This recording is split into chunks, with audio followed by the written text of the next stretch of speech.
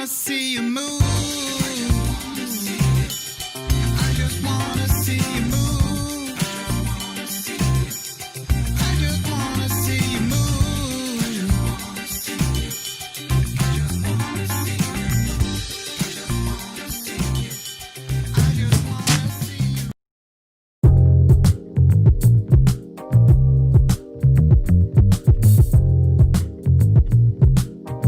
What's going on? What's going on?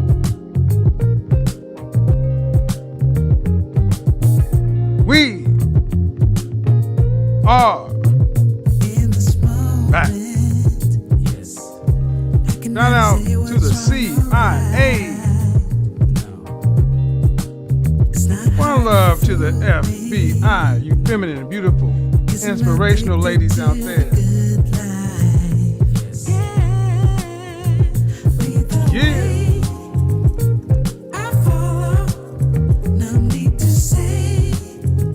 You know how we do. In the chat room, I need your age. I need your city and your gender. Let's get it. Come on.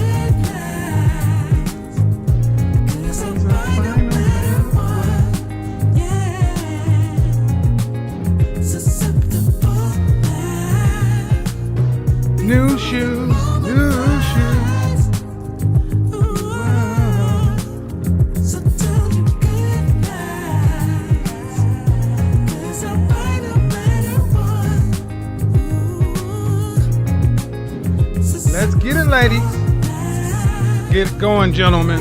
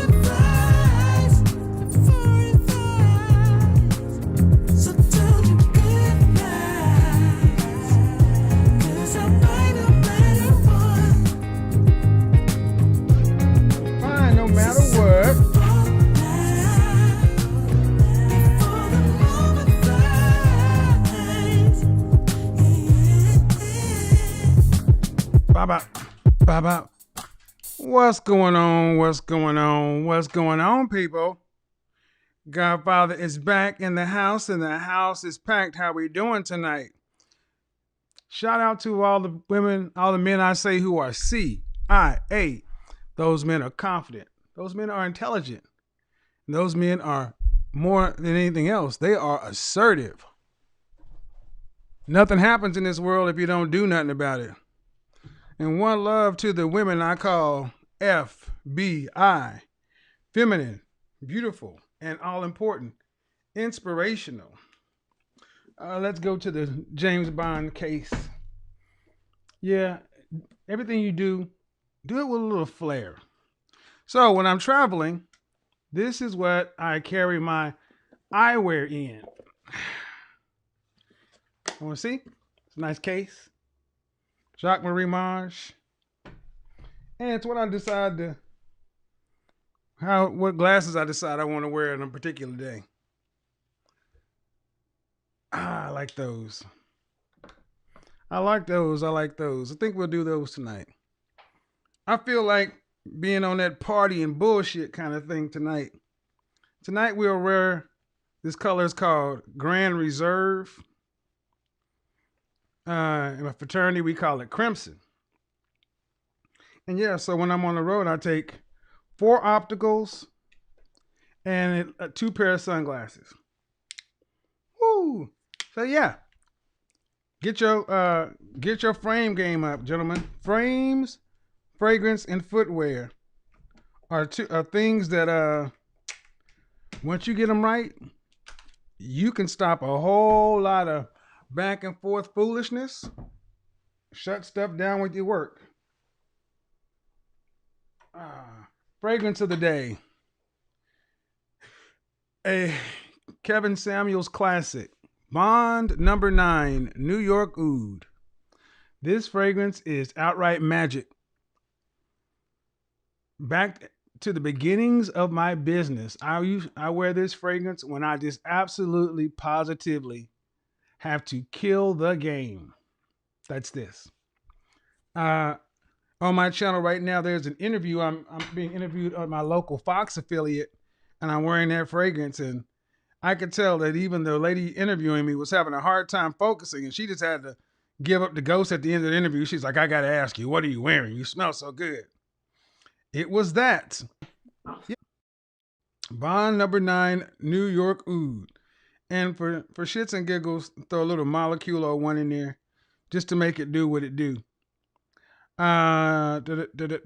So, how's everybody doing tonight? Last night was a rip-roaring show.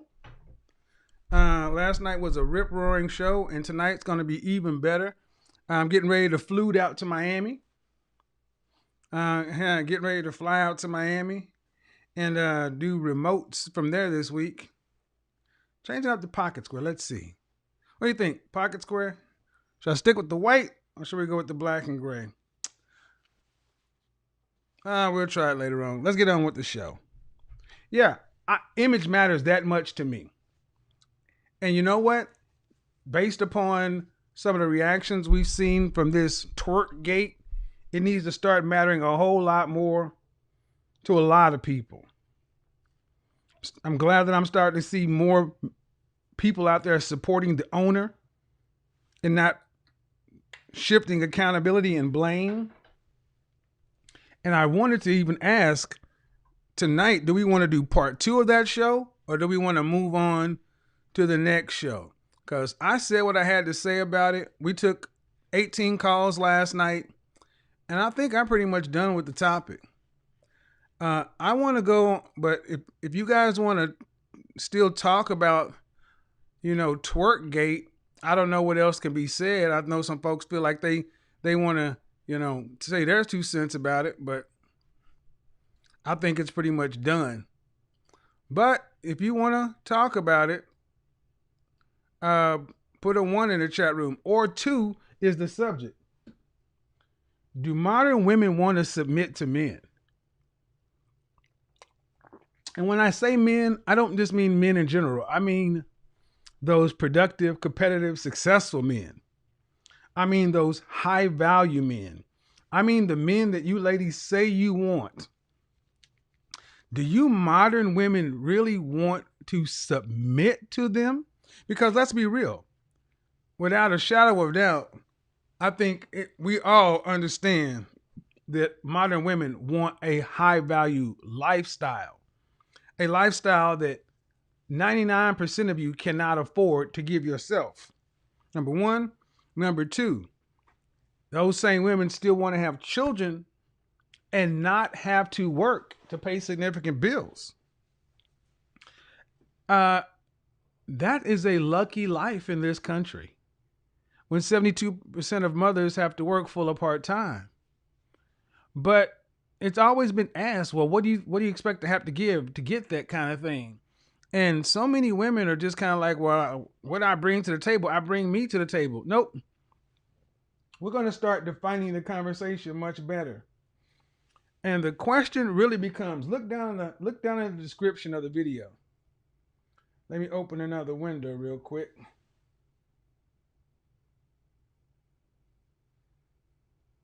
The question becomes, all right, I get you want what you want. I understand that. I get that you want what you want. I understand that. But as we're in this whole reclamation thing, reclaiming relationships, The gender war is over. It's time to negotiate the peace. And I've been asking this question for the last 2 to 3 weeks. What needs to happen for you as a woman to happily submit to the authority of a man? In particular, black woman to a black man. What has to happen in order for you, one person, to submit to the authority, happily submit to the authority of a black man? And I also asked another question of the day because I want to build upon this thought. Why is it the young black women seemingly are so susceptible to this thing called feminism or womanism? Susceptible, likely or liable to be influenced or harmed by a particular thing. It amazes me how many, hold on. It amazes me how many black women I speak with who, before age of 25, readily identify as a feminist or a former feminist. I honestly thought that most women identified with feminism because of so many black women being feminists. When I was a younger man, I thought most women were like this. I thought that's what it was. And the question is, why is it that so many young black women fall? And we need to make the distinction between feminism, which tends to have a negative connotation, or this new thing, womanist. Womanism. Take care of yourself, girl. Do for yourself, girl. Why is it that so many young black women fall susceptible to this between the ages of 16 and 23? Right as you're entering your prime years. Food for thought. Think about it. But as we continue to move on, understand something. If the engagement rate, that means the likes, dislikes, whatever, don't stay over 50%, you know what's going to happen. You're going to hear this song. And if you don't want to hear that song, you better get it up. Like right now, we should already have 1,250 likes. So, I mean, we should already be over 1,250. We should be over 1,250 because we got 2,500 people in here. So when I look over here, if I don't see the likes up, I'm going to just click to the song. Boop. And you'll hear it. I don't want to wear this tie clip. It's restricting. So let's get on to the topic. Modern women. You PhDs. I'm a PhD. I'm a PhD. You doggy moms. You college graduate, big city living, BMW driving, condo living, girlfriends brunch on Sundays, girlfriends trips to Vegas, hot girl summer. You modern women who in your prime years between age 21 and 29, you have chosen to focus on yourself. I'm gonna focus on me. I'm gonna do me. All right. And enjoy your 20s. Your 20s are for you. Presumably thinking you into your 30s, you can just decide to do a complete 180 and go find a high value man and become a wife that you were never really trained to be, and then want a traditional lifestyle. But the question is, if your Godfather could do, if I could just say, all right, grant you 3 wishes. If I could do that and snap my fingers, and in front of you is your dream guy, your Boaz, your whoever, Mr. High Value, Mr. Productive, Competitive, Successful, Mr. Everything, Mr. I want to work and take care of you, and I'll never cheat on you. But are you ready to submit to his authority, completely. Meaning, your input is given, but the decisions are his. He's paying the cost to be the boss, and it is his word. Not you're a co-pilot. You're a vice president. You're not a co-pilot. Vice presidents, no one cares what vice presidents go or what vice presidents have to say. The vice president is only important if the president if the president dies in office.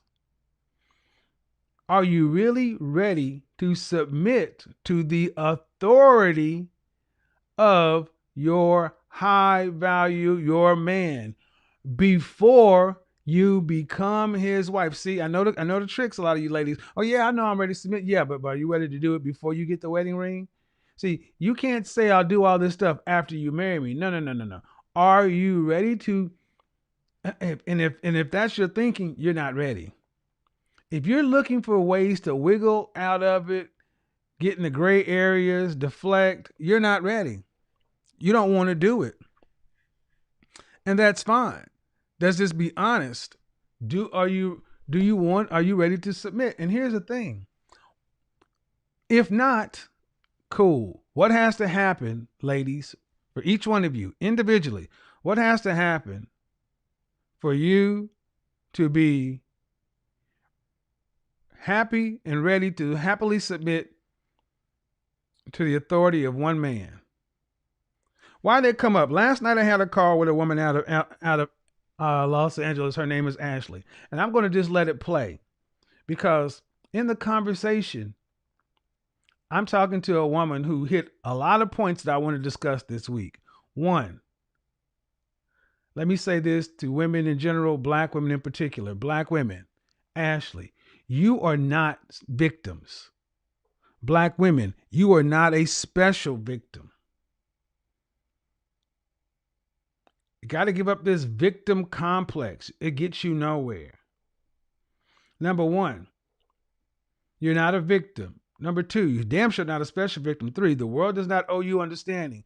Number four, it's competitive out here. It's blood sport. Number five, what are you prepared to do? The line from Untouchables when Sean Connery gets shot and Kevin Costner is leaning over him as he's dying. He's telling him the bookkeeper's on the train headed to Miami. And his last words as he's dying, what are you prepared to do? Women, what are you prepared to do to get what it is you say you want? Let's listen to what happened with me and Ashley. And I'm going to give my commentary and then we'll get on with the rest of the show. Let's get it. The story. What do you got for me, Ashley? You know what? I watched you a couple of times. I had to hurry in from working out to call Okay. because I wanted to disagree with you, but on this topic, I don't at all. You wanted to disagree. She's like, I was waiting to call in to argue with you. No, on many other topics, I do disagree with you, but on this one, I completely agree. And if I was at that restaurant, I would be a woman that would stand up and say something because it hurts every part of my body to see Black women. Can you imagine I'm sitting over there eating a steak and you eating some chicken. The next thing you know, somebody's twerking next to us. I mean, for real? No, I couldn't imagine. All and right, I don't think I put myself in position to be at restaurants like that. Shout out to Cordell Nelson. Love your work. Continue to preach and teach. Thank you, fam. But if I did see that, if it did occur, I would say something. What's crazy is though it was downtown Dallas, so it really shouldn't be like that because downtown Dallas is expensive. But since you got me, yes. What are some things you disagree with me on? Well, staying on what you were talking about today, I will disagree with you on this approach. And as a Black woman, how you approached that woman at the mall, there were so many ways you could do it for a Black man to come up to a Black woman. Like, you're too beautiful for me to see you dead. People are dying. Put that mask up, girl. I want to see you alive. There's just so many ways you could have said it to say, that girl probably wasn't called beautiful that whole day. But it was something that you said, I care about you. I see you. I want you alive. Look how you looking out here. You look ridiculous, but I'm going to say it with love. And I think that is the most important. Did you hear that? Okay, I didn't approach her in a rude way. No. I didn't say you hold on, didn't listen. approach her in a rude way. Okay, but one of the young ladies was like late teens. Yeah. Would have been inappropriate for me to get all kind of like that. And see, here's the thing. Even if I say what you're saying, Yeah. I should not have to go that far when I can just approach her as a grown black man and being professional. I should not have to. Now, I want you to notice how many times in this conversation I'm being asked to give beyond the benefit of the doubt to a black woman because of her struggles, her position. This is the same thing that happened in the restaurant. That man was everything. Well, he played the music. It's our culture. It's this or that. Off rip, you're expecting black men to kowtow to you. If this is how you think, you are not fit to submit to a man. Who can submit to a man who has to kowtow? Think about this. Think about what would happen. A man that would have to go around submitting to black women he's not with, kowtowing to women he's not with, and you'd have to submit to him? Makes no sense. Explain, I should not have to kiss her butt to get her to do what she knew to be right. Correct. I wasn't rude. I was like, hey, maybe you don't know people, because she was making people uncomfortable. Yeah, I'm pretty sure. So But my question to you, Ashley, is yes, why is it that you ladies like yourself think a brother like myself should have to go over and beyond when she's not even willing to live up to the minimum standard set by society?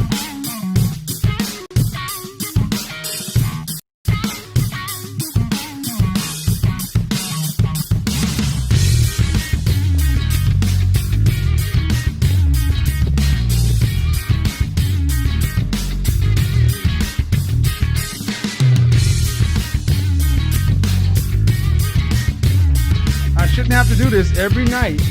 Every night I have to ask you folks to hit the like button, which is free. Every night.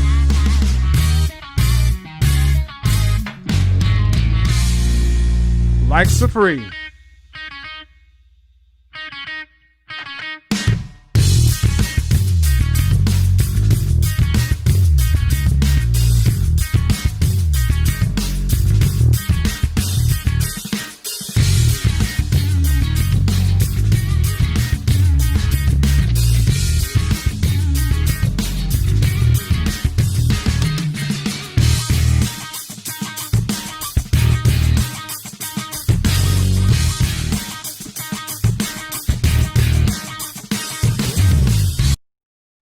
All right. so I I shouldn't don't have to keep project that asking you on guys this. without me.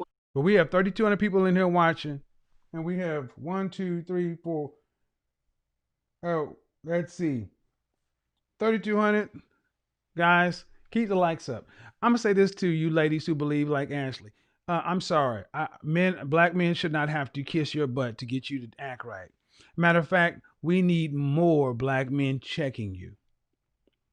What Kevin Kelly, the owner of the restaurant, did, whether you like his word choice or not, the sentiment was correct. You're the only group of women who feel as though your men who you want to lead, who you say you want to lead, can't tell you nothing. And that problem is because, well, let's get into the rest of this conversation. You'll see. To comply. There's so many times I find myself in situations with Black women where I feel there's so much aggression, there's so much anger that it almost makes me want to retaliate that way and react with that kind of emotion. But I have to understand her life isn't my life. And in some degree, I can understand that where she's coming from. I mean, if you just sit back and realize, what the Black woman has to endure. What does the Black woman have to endure? I'm serious. What does the modern Black woman have to endure? I'm not joking. Guys, I don't want any man to type in the chat room. 30 seconds from now, ladies, I really want you ladies to write in the chat room what the modern black woman has to endure that is so backbreaking that people are supposed to approach you and just, oh, ma, let me shoulder that burden for you. What is it? Make it simple. Make it plain. Guys, I don't want to see anything from the men. I said what I said, dude. If I see something from the men, I'm gonna time you out. So, all right. I already see one person is gonna get timed out.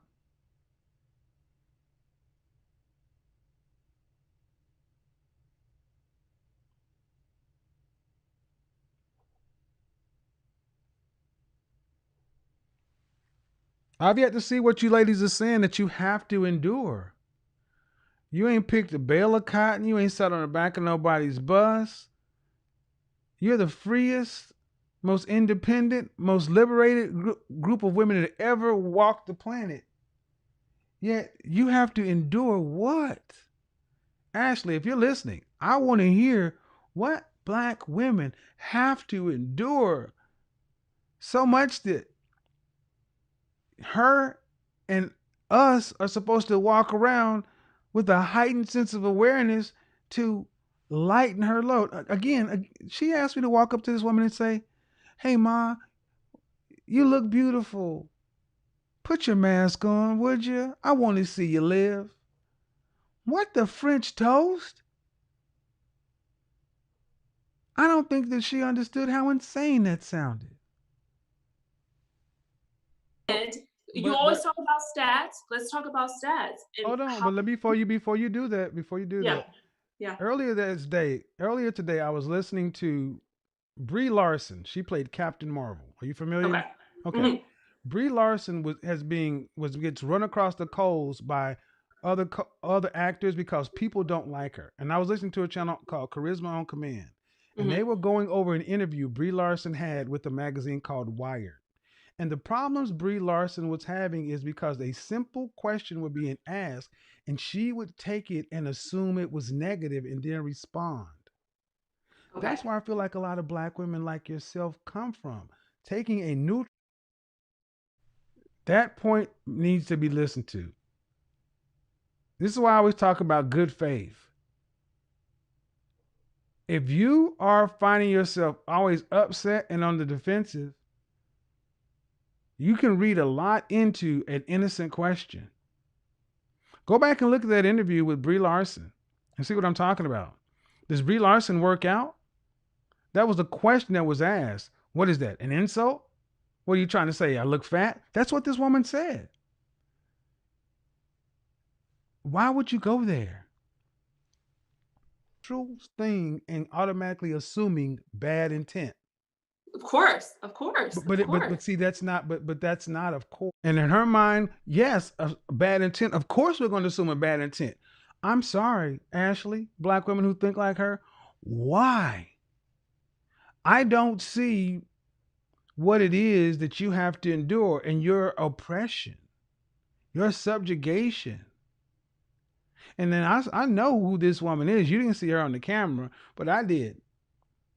You know, tall, thin, uh, attractive dancer. I'm like, what's I don't get it. You're not a victim. Guys, we're also gonna need 1, 2, 3 right now. We're gonna need at least 10 more people to throw something in there because we're gonna get into this. Of course. That is a mental defect in my opinion. Hit the dollar, hit the super chat. Let's get it. Bad intent upon everyone and not include yourself. No, but when I'm talking about a black woman. Look, I don't have that type of anger. I wasn't raised with that. I never saw that. So it's not in me to be like that. But it is in me to be sympathetic that every black woman didn't have the opportunities that I had, didn't have a two-family home, didn't come in a higher middle class area, was stripped down to feeling that my life is only what I see, and that's impoverished. That's my. Let me say this also. Many of you modern, successful Black women have what I think what is called survivor's guilt. Knock it off. Trying to take on, if you're a modern, middle class, successful Black woman, stop trying to take on the burdens of the people who you don't know. You sound crazy and disingenuous. Survivor's guilt. Well, I had a two-parent household, and I went here, such and so forth. So I've had it easier than her. Then keep moving. But you don't go over there to try to. What do you want to do? You think your parents, your family put you in a position so you're supposed to go back to go through mud and traps and holes that you were afforded to not have to go through? There is no nobility in poverty. And we have this whole Jesus Christ struggle Olympics to where we try to make life so hard. And you know, one of the reasons I see a lot of you women doing this is because you don't have a man. You're busybodies with no time, so you find shit to occupy your time, and anything will do. Which is why you see so many of these women twerking in restaurants. You're attention seeking because you have nothing. I'm tying it all together. I always do. 3 out of 4 of you are unmarried and busybodies, meaning you are not getting attention from your man, husband, like most women would be at your age. I'm not working a job that's the same. Well, now understand, Ashley, we're in the most affluent mall in Atlanta, in the most affluent store. We weren't we're not in the hood. You're not in the hood, but now But my point, it's the access. but listen. Yeah. When white people came over to address them, they got a completely different energy than when a brother anybody who's ever met me will tell you, he's what you see on camera. He's a nice guy. Yeah. I was shocked at how nice he was in a suit. I don't roll up on people calling them bitches and hoes and check. But I will give back to you what you give back to me if you give me something that I did not deserve. But the way that these 2 young sisters responded to a man old enough to be their father, then you had a white woman and a white man come over and get the master treatment. And there you go. You just said it. You just said your answer right there. But that's their answer. It's not my problem. But the answer to your question is, why is a white person getting this treatment and a Black man in a suit is getting this treatment?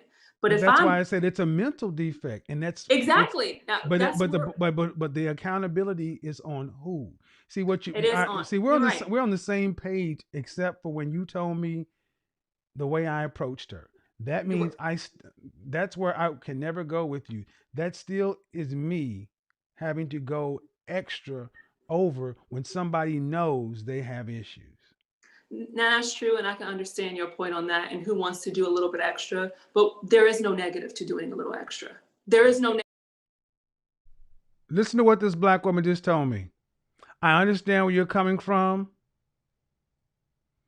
No one wants to do a little extra, but there's no negative in doing a little extra. Black men, how much extra do you feel like you get from the average Black men?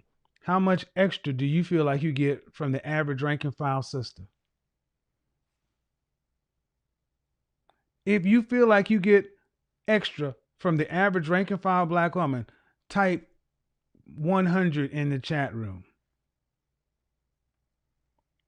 Because according to Ashley, there's no harm in doing a little extra. So that means sisters shouldn't really have a problem doing a little extra, especially for their Black men. But you know, it's funny. Nicole Michelle of the Inner Beauty Movement caught a lot of heat and flack 2 years ago when she just simply asked Black women to simply smile at every Black man they saw one day. She got roasted for months. Just asking Black women to just smile. But this woman is telling me that brothers should just be more empathetic and sympathetic and try to understand the struggles that they're going through and do extra. All right. Then what are we getting back? What are we getting in return? Negative of changing your speech for that. For you to get the outcome that you wanted. Where do you live? I live in downtown LA. Okay. I live in Atlanta and I was just in LA. I walk around like this every day. Do you see this every day in LA? I didn't. In a suit? No, Yeah, no, no. let me go ahead and show you. Do you see this every day? I don't see this every day. No. No. So this is already good enough to get all the benefit of the mother sucking doubt. You're right. You look great and you look So, presentable. and if I approach you in a civil way, Yeah. already dressed above and beyond, I should not get anything other than the minimum you would give to a white person.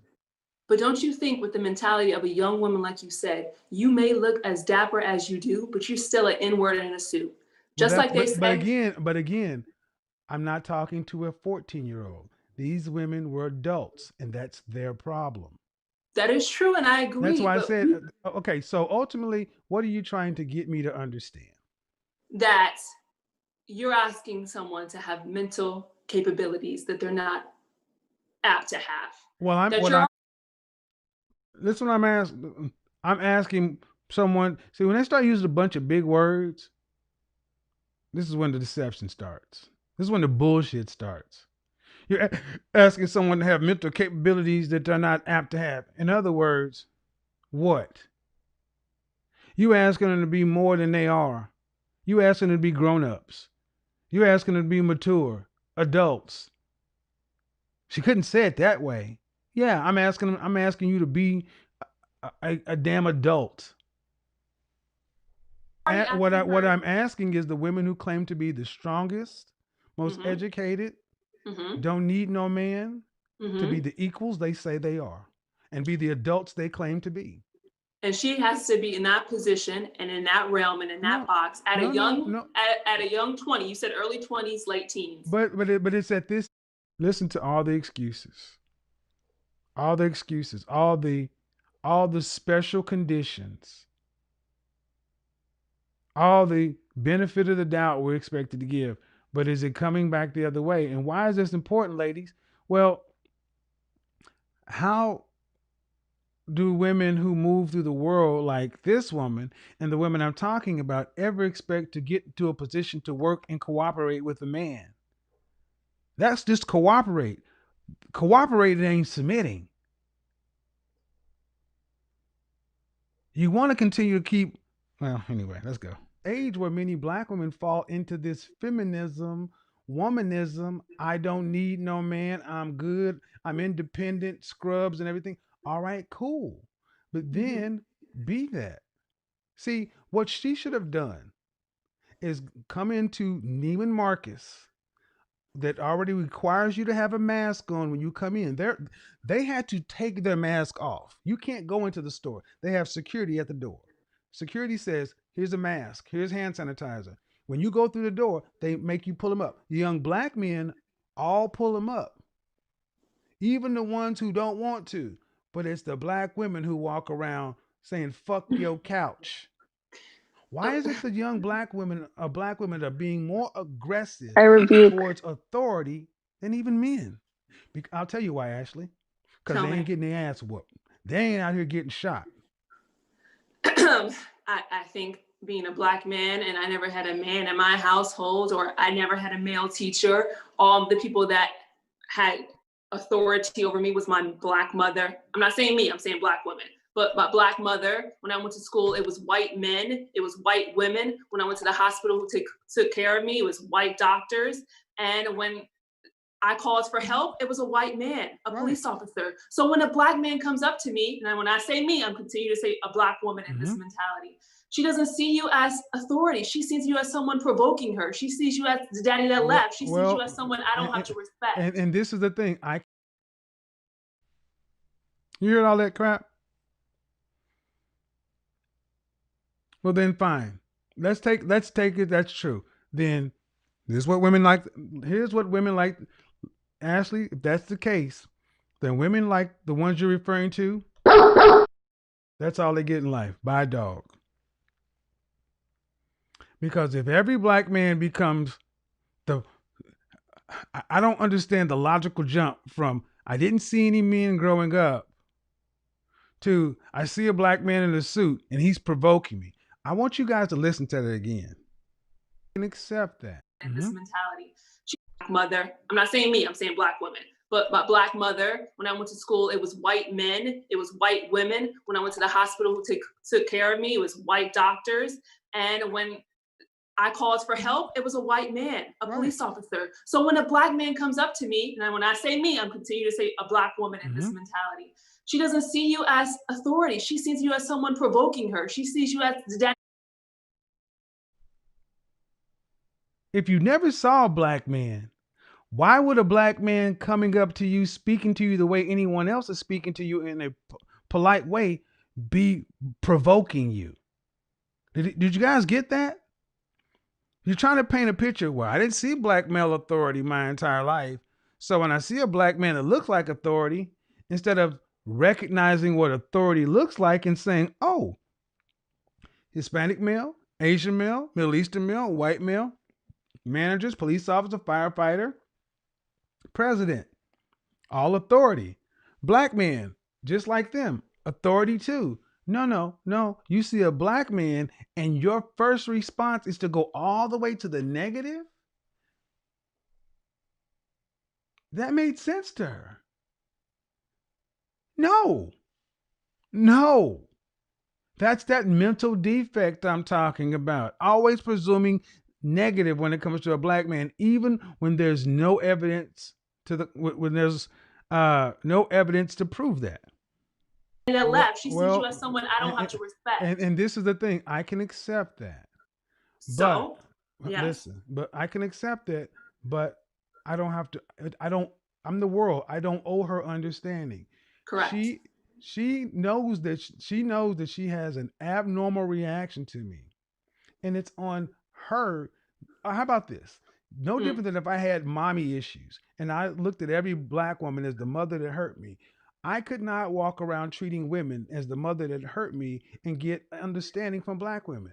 Even if it was justified, you would still expect me to do something about it, no matter what age I was. I don't agree. I wouldn't expect you. I'm trying to live my life with the understanding that everyone is not at the place that you are at. Okay. Did you hear that shit? You wouldn't expect an adult to act like an adult. You're just going to walk up to an adult, and I'm trying to live my life with the understanding that each and every human being that I encounter is not had my experience. Then you would never get anything done. See, Ashley, and women who think like this, stop trying to paint Black women as special victims and treat them like women who have a brain, who know the difference between right and wrong and know what they want. Because when you treat them like special victims, it absolves them from accountability. It's like claiming temporary insanity. Then they're not capable of signing a contract. It's when you claim some mental defect, then they're not responsible. See, what we continue to do is paint them in this position to where, they're not responsible. No, you're responsible. And let me say this other thing about, I try to judge everybody individually. The human beings' brains are set up to recognize patterns and take shortcuts. You cannot judge each and every human being you interact with on a daily basis that critically. You would never get anything done. You have to understand and make judgments. And this is why image is so important, because it works in the subconscious. It works under the surface. It doesn't work in your front brain. It doesn't work right. It's working in the background. Like the apps on your phone, it works in the background. And see, this is this psychobabble that so many Black people have heard, that we're not responsible and give it the benefit of the doubt. No. You know right from wrong, and you know how to act. And why is this important? Because if the gender war is over, what are we going to do with these people? That's where we're going. What are we going to do with a group of women who she's going to tell you later on that these women are at the bottom? But she's going to tell you that no one wants these women. What are we going to do with a group of women who are at the bottom that nobody wants, that are completely unaccountable for their behavior, and we don't hold them to any standard. Who they gonna pair with? Who they gonna work with? Where they gonna go? There ain't enough. So Like, you wouldn't expect a man to Yeah. own his issues. oh no, I do expect a man to own his issues. I Then don't I expect a woman to own man her issues. exactly, but I don't expect a man to own his issues that he does not see that they are there. Well, I don't think that young woman how about this, saw that. Ashley? How about this? How Yeah. about this, Ashley? Whether Yes. she understands the issues, whether she's got the level of understanding or Mhm. breakthrough, what she does know is what she's doing is not working. I agree. But if I Then- know that what I'm doing is not working and I don't have an outlet of something that does work, if my friends are the same way, if my mother's the same way, if my aunt is the same way, if I go to my neighborhood and it's the same way, I don't have a clear understanding that why is she in Neiman's anyway? Did you see her with shopping bags? Hold on. But I hold see- on. Did you see how many she just this is another thing. Verbal diarrhea and this is, and I'm good at what I do because I can sift through this crap. 7 questions and then a redirect over to Neiman's. No, I'm still on the trail. You're not gonna throw me off on this. It's still her responsibility. To answer somebody in the chat room, why aren't black men raising their daughters better? Ask the black mama. 80% of children in the black community are in single mother-led households. You cannot blame the person who's not there for the product of. You cannot blame the person that's not there for the outcome. Again, you want better outcomes? Then instead of asking me this question, truth, whoever you are in the chat room, since you think black men should be raising their daughters better, then what you do is you go on a campaign to get custody given to the fathers. Hell, we might as well. We know what 2-parent households yield. We had an 80% marital rate prior to 1965. And black people did pretty daggum okay. But post 1965, what do we have? What do we have? What do we have? And then we got 80% single mother-led household. Well, let's try something different. Give custody to the fathers. Fathers raise better children anyway because fathers go discipline and structure first, not nurture. Hold on. See, what you just said is a bunch of, if I don't have a clear understanding of my mama, my auntie, but the fact is she went over to Neiman's where stuff works. See, you can go and see where stuff works. Even if you go back to where stuff doesn't, you have a You're choice right. of where you are. See, You're what right. you're not going to ever get me to go is taking 100% accountability away from black women. Not 100%. I don't agree. You're Well, right. this is where we, you're 100. Moderators, when somebody puts something in the chat room you don't like, I need you to time them out. Don't remove them. Don't ban them. I need you to time them out. I ban people. Thank you, but you guys are getting too quick with the bans. When you time them out, I will see they've been timed out, and then I will determine whether or not they should be banned. 100% accountable. But you said take it away 100. You're Yeah, right. Everyone's 100% accountable for where they're at. Exactly. But you have to. Are you familiar with Shahrazad Ali? No. Back in the late 80s, early 90s, a black woman by the name of Shahrazad Ali wrote a controversial men, Asian men, Hispanic men, the only person in this country who has never had her behavior analyzed Mhm. is the black woman. And she caught so much hell because she was just asking black women to sit back and understand that you are running your men away for Mhm. with your mouth, your this, your that. I challenge all ladies to go back and look at this period of time because while I'm hearing what you're saying, ma'am, I really am. Yeah. The net of it is black women are not winning. They are not Correct. getting what they say they want, and it is and human nature. We are problem solvers. We stop doing what doesn't work. Black women continue to dig. What was she going to gain from talking shit to me? She assumed that I was not going to knock the furniture out of her mouth. That's why she said what she said. Right. See, that's the problem. Black women are far removed from any consequences of their own actions to where they can stand up on a couch in $1 million restaurant and feel like the owner was wrong.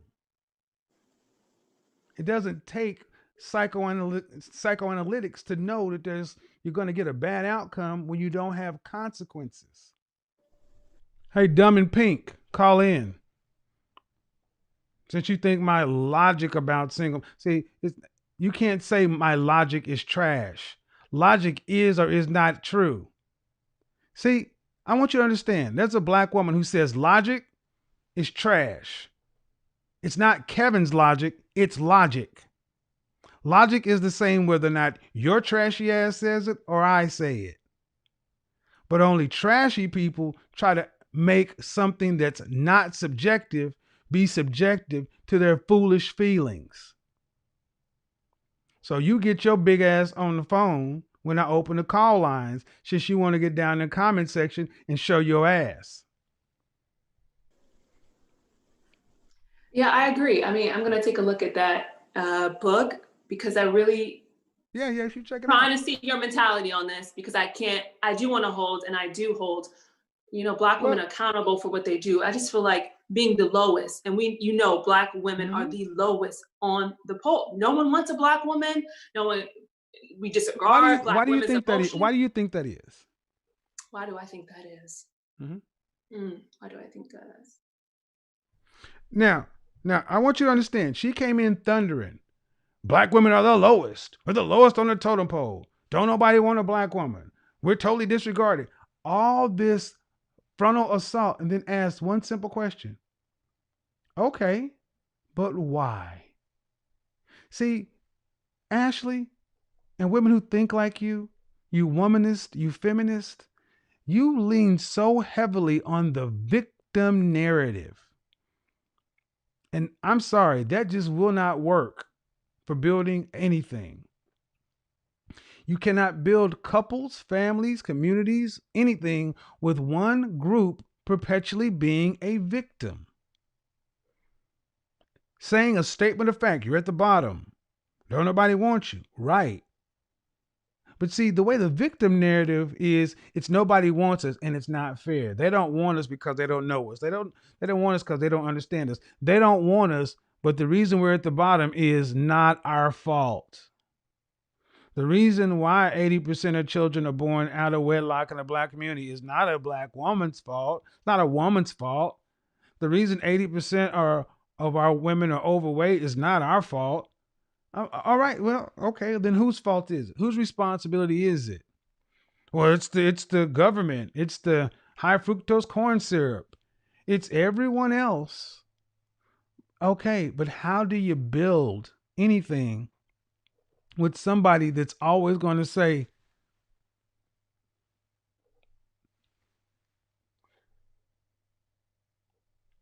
that's why when I call that silly woman coming in talking about logic on this is trash. I'm sorry, if you're a baby mama, no child gets born in 2020 that was not wanted. A mother chose to have their child. 33 forms of birth control prior to conception. Multiple ways of dealing with the child post pregnancy. Heck, women can even go drop. Women can actually just give a kid up, and no one says anything. And see, I look at women who come in here saying this is trash, that's trash. What's trash is you're mad because you're in a situation that you chose to be in. Marry before you carry, and you wouldn't have to worry about what somebody says about a single mother or baby mama or whatever. See, my mother had me out of wedlock, but what she never tried to do was she never tried to act like it wasn't her responsibility. She never tried to run around playing the victim. What reasons do you hear from Black men as to why they don't want to deal with Black women?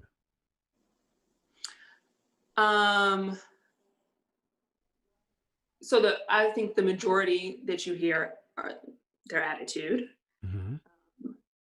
and their inability to cooperate, and their aggression. So, and also the weight.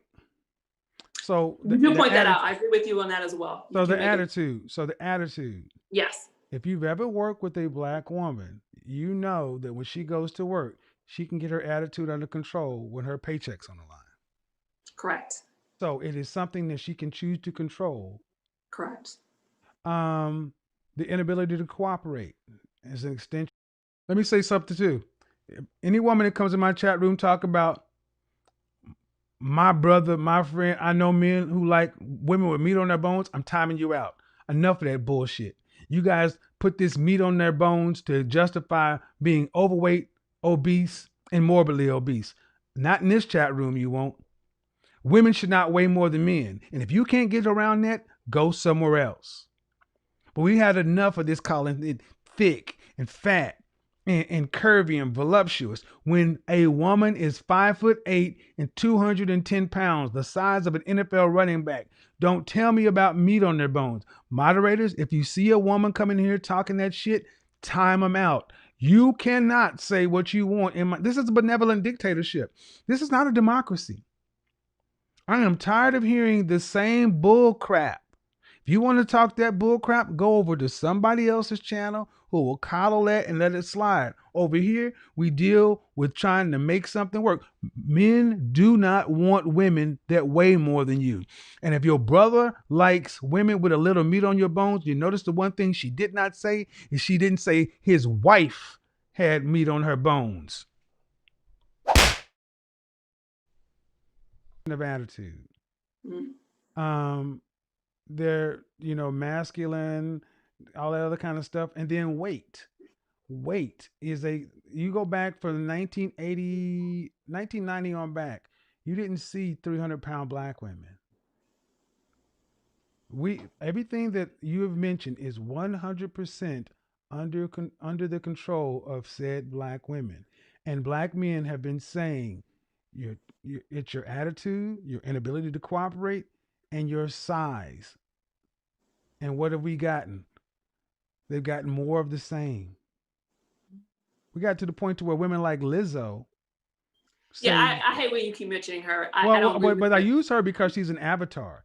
We got a woman the size of Lizzo who says she doesn't want to deal with any guys her size. She wants a guy to be fit with a six-pack. Right. And not right. And unfortunately, that's an example that out of all the beautiful black women, black singers, and black actresses that could be a staple and push to the front, they're going to push a narrative that we're all big, loud. Who's they, Ashley? Again. Who's they? They're going to push a narrative. Black women control media. Black women control their own image. Essence, Ebony, Matter Noir. There is black female media. Oprah Winfrey's own network. You ladies push Lizzo to the front. Don't act like it's the boogeyman white folks or no. But then when I said, well, here's the next part. Obnoxious. Well, then why can't Halle Berry keep a black man? Why can't Halle Berry or Lisa Ray, two beautiful black women, equally as single? Why can't they keep black men? You tell me, why can't they? Same thing. Halle Berry was the most beautiful person on the planet. And I know David Justice. David Justice. Her ex-husband. Halle Berry is a... Now, what I want you to notice, the lack of introspection. Every time I ask her a question about black women, it's always, I don't know. You tell me. But yet but this feminist, womanist, you'll just defend. You openly defend black women. But when asked any questions about, well, why is it that way? Why are black women at the bottom? Since you said they're at the bottom, why can't Halle Berry or what's the other woman I said can't keep a man? Why? Oh, I never thought of it. I can't ask any questions that's gonna make women look bad. Or gonna put accountability on women. Because that destroys my narrative, because that means if I put accountability on them, the next thing is going to come is cooperation. But as long as you can hang over here in the dysfunction, you never have to work about getting over here to the cooperation. See, why this works is because this kind of shit is the gender war. This is the chaos that keeps on going on the gender war. And the gender war is over. That's why I'm talking about this. This kind of mindset is dead. Go away. Bye. It's over. The gender war is done. Came through, and black people realized that you at the bottom, black men and black women, and everybody else was sheltered in place with each other. Black men and black women were alone. You all realize now. Everybody, this year, 2020, has been a reset for what it means. It's over. Black women, black men, people want relationships. Now the question is, can you get one? And this gender war stuff to where you can continue to be in the chaos and never have to ask, that can keep you over here. See, while all this is going on, you never have to move on down. But see, the problem is, if this stops, if the war is over, and you actually got to say, okay, who are left? Because after the war is over, wars are fought by armies. Armies are put together by the people who go into the military, who go into the officers and things like that, who are career military. But when you have a major army, they draft people. And that comes from the citizenry, the population. In World War II, people who went to fight in the war were not all in the army. They were bakers and taxi drivers and plumbers and electricians and carpenters, Saving Private Ryan, a school teacher. But they had to go fight in the war. But when the war was over, and this side had their casualties and that side had their casualties, and it was all over, the people who were left had to sit down at the table, negotiate the peace, and then go back to running a life in the country. See, there were people who wanted the war to continue because they can't live in peace. They can't live in normal. See, when the gender war is over, you're going to see a lot of this kind of mindset still by themselves. In the shade room, shout out to them. Put the stat up that marriages are up, divorces are down. Divorces that are 50-year low. Marriages that are 50-year high. That's outside the black community. Black people, black women, do you know how to be in a relationship with a black man? You know how to have sex with him. You know how to argue with him. But do you know how to cooperate with him? And see, that's why this chaos is so, that's why you get so much when it's to the fight. But over here, scares them because over here, you can have a lot of women who have a reason for not having a man. I don't have a man because of the gender war. I don't have a man because we're in war and I got to stay on a war footing. What about peacetime? What's going to be the excuse for all the PhDs? I'm a PhD. And there ain't no more war, no more bullets. We don't need to make any more tanks and planes. We're making steel for buildings and things like that. Then you start seeing these same women still walking around. I'm like, well, why do you still don't have a husband? Oh, it always makes sense. Ride with your Godfather. Black women's attitude towards black men. Well, See, where was her father? You're saying you're at the bottom, but Yes. what you do have is you have the man that other women want to get with. Black men are nowhere close to being near white men as far as the financial side. Black men are at the bottom too. Right, they are. But sexual marketplace value number 2, right under Correct. white men. Correct. Why?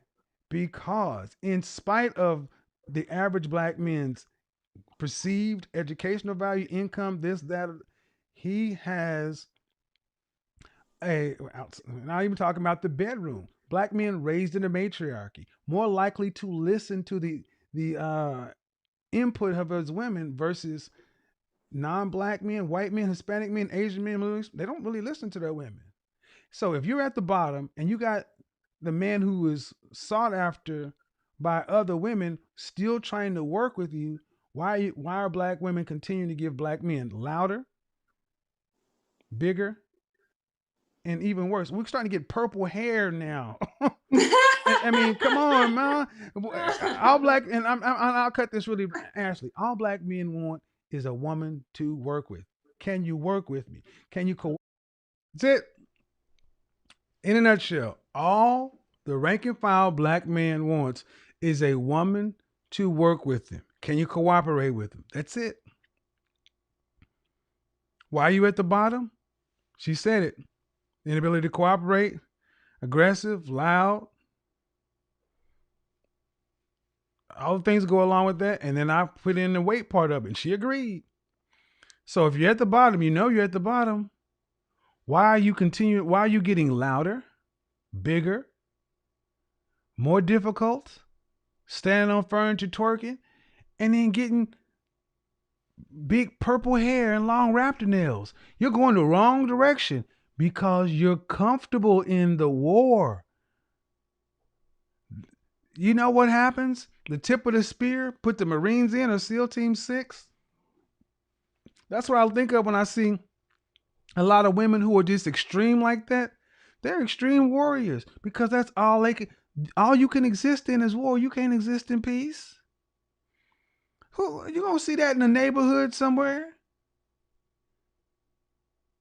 Hey, Otasia, how you doing with your purple hair? And I see your little baby. She got the new weave. You got little acrylics on your 9-month-old. Okay, that won't work in DeSoto or Oak Cliff, Missouri City. It won't work. People like that. Yeah, the homeowners association say, y'all, we know you like your hair purple, but we can't have you painting your yard purple. I know. We can't have you putting candy paint. We can't have you putting candy paint on the yard. That's against the homeowners association. Yeah, homeowners association. HOA, yeah. Ain't nobody calling you a hoe. What? No, it's homeowner association. This girl thought we was calling her a hoe. No, baby, it's homeowners association. See, you own a home, and the other people over here own homes. And all of us around here, we're part of an association that helps to make sure your home, my home, and all of our homes stay at a certain level to increase the property value so we can... You thought this was hoes? No, this isn't. No. Oh, Jesus. Well, explain to, okay. We got a great lawn guy. I don't know what they can do about the candy paint. We're going to have to just let we're going to have to let the grass die off. And then they'll probably be able to work with you. But after that, just keep it, just keep it cut. And green. Green is fine. Green, but not the... I'm sorry. I can't even get through that shit with me. And I'll ask you, do you want to be married? Yes, I do. Okay. I asked this question the other day of many black women. What is it going to take for you individually to happily submit to the authority of one black man? Oh, I come from a mother who submits. I'm easily, as soon as that black... You mean the characteristics? Now, I got to say this, Ashley, if you're listening, I missed this part. She's like, I come from a mother who submits. Baby girl, I would love to hear your answer, because if you're going to tell me it's easy for you to submit, woo.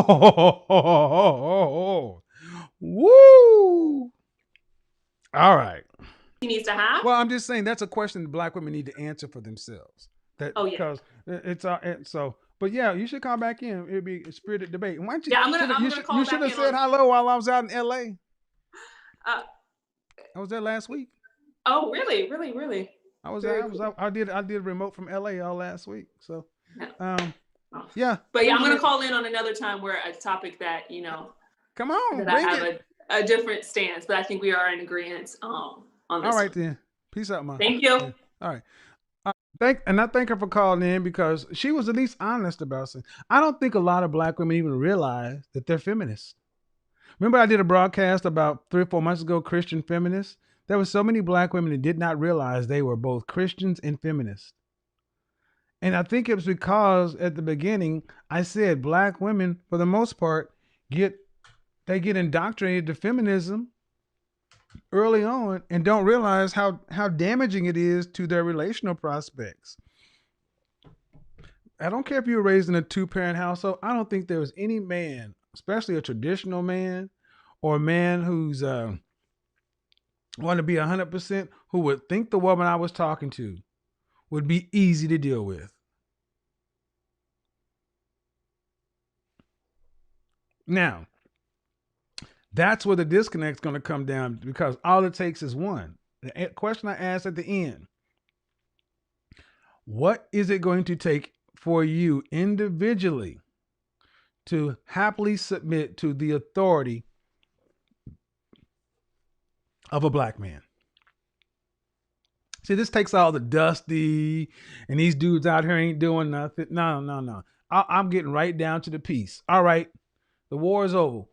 What's it going to take for you to be happily submit to the authority of a black man? Because now it's going to say, well, now I got to look to see what's possible. Because 51% of black men are single and childless. Blackdemographics.com, black statistics by black people for black people. Look it up. 64% are in the middle class. So we can dispel with this whole thing that there ain't no men out there. They're out there. What is it going to do for you to happily be able to get down and cooperate? See, if you want to if you don't want to submit, then don't ask for a high value man. You don't want to submit, high value men are they're not in your purview. You can be a side chick to one. You can deal with one, but be a long-term companion or a wife. Nope. High value men don't deal with modern women like that. Not something they're going to say openly because they don't want to run afoul of you, this cancel culture. But I would tell you, they'll deal with you. But no, that's why they end up dealing with the lawyer and marrying the girl who works at the bank. Okay? Where you fall, ladies. Modern women. Do you want to submit to men? If you don't want to submit to a man, then that automatically takes you out of that 100% category. Having a provider who's paying it puts you in a 50-50, 60-40, maybe 65-35 situation. But it doesn't even put you in a 70-30. Well, maybe a 70-30, but it doesn't get you any better than a 75-25. See, if a man is still paying 3 times as much as you're paying, he's going to want submission. See, the only men who will really accept not being the lack of submission are guys who need you financially. Those are only guys who would even think about doing it. But the problem is, for you ladies, is guys who are that way would rather not deal with you.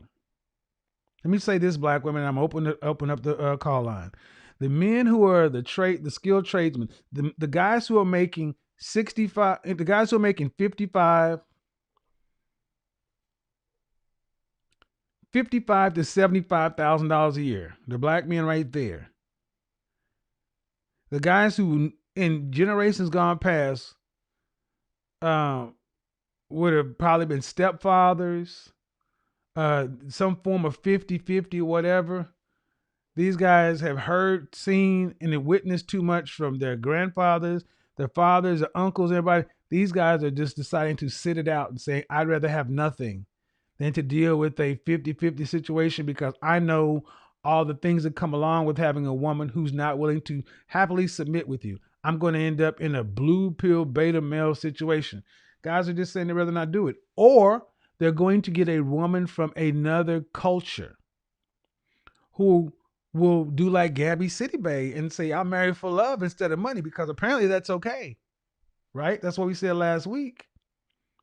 And see, that's a lot of men in that 55 to 75 range.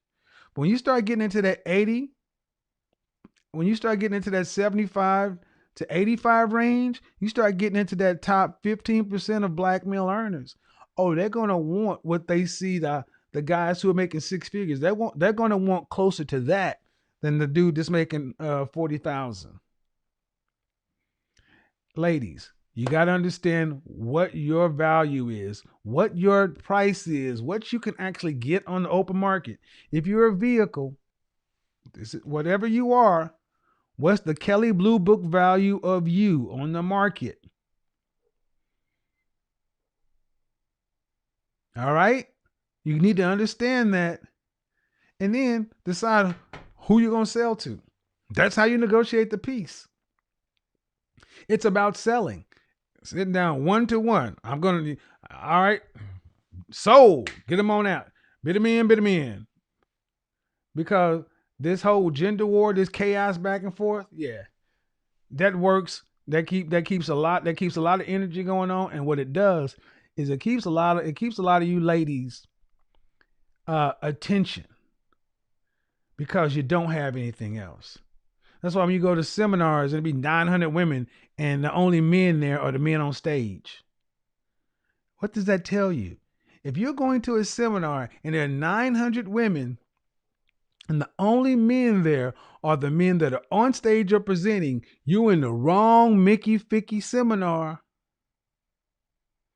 If you're on channels and platforms to where you hear you're a queen, whatever, these guys are wrong. If all you see in the comment section is a bunch of women saying what you're saying, you don't see any men or any male avatars. It's all one big echo chamber. You may feel good, but you in the right place to die alone. Now, let's get the call lines open because I really want to hear from the ladies. What's it going to take?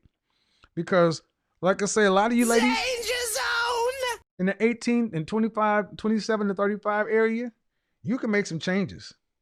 But the ladies here,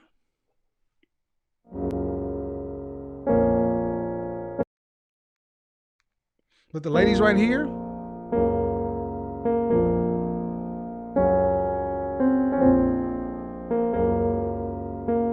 the ladies in no man's land, 36 to 60, it's time to start making, you on clearance. Let me go ahead and put this in perspective. 36 to 60. You in the 50% off bin. Okay? You're not the first sale of the season, which is the danger zone. Okay? You know what you own? When Nordstrom Rack has an additional 25% off, that's where you at. When you are over 40, you're on clearance. Well, 36 to 60, 36 to 40, you're 50% off. 40 to 45, you are 50 to 75% off. 45 plus, you're 75+% off. Over 50, you are Nordstrom Rack days. You already on clearance, and we can take an extra 25% off of the ticketed price. You better come on in. Talk about you want a provider meal and somebody who's making at least what I make. You on clearance. Money work. El mundo quiere dinero. Money work. Se arregla con dinero. I'm on clearance. Money Yeah, you on work. clearance. Si me quiero educar. She ain't on clearance. Go, Tierra. Un lugar para trabajar. Y si no hay, pues emigrar. Todo money, money, todo el dinero. Solo un par de gente y se lleva el botín entero. Funny, pasa verdadero. Si tienes lo verde siempre llegará primero. Pero llegaremos antes o después. Solo a lo suyo, que Dios te lo ve. Que por más Somebody said she was twerking. Somos malos buenos y tenemos dinero. Ya lo veré, no vendo mi alma, lo lograré. Seré el más grande, no olvidaré de dónde vengo ni cómo fue. Money work. El mundo Rebuke it, Tierra. I rebuke. We rebuke the fatness. Money work. Ratchet. Se arregla con dinero. Money work. Yo digo las cosas como son. No quiero ninguna aceptación. Tampoco vengo a pedir perdón porque mis sentimientos se volvieron la canción. Yeah. No me vale mucho como tú me ves. Sabes, tú me llegas solo a los pies. Para mí ser grande es un interés. Ser un buen humano para mí es un deber. El dinero ya lo veré. No vendo mi alma, lo lograré. Seré el más grande, no olvidaré de dónde vengo ni cómo fue. Money work. Yeah. El mundo quiere dinero. Yeah. Money work. Se arregla con dinero. Money work. De corazón. La plata no te hace ser feliz. De corazón. De corazón. La plata no te hace ser feliz. Money work. El mundo quiere dinero. Money work. I knew she was gonna call in. Hi, Ashley. You ready to talk? All right. So here are the rules. Here are the rules. Here are the rules. Here are the rules.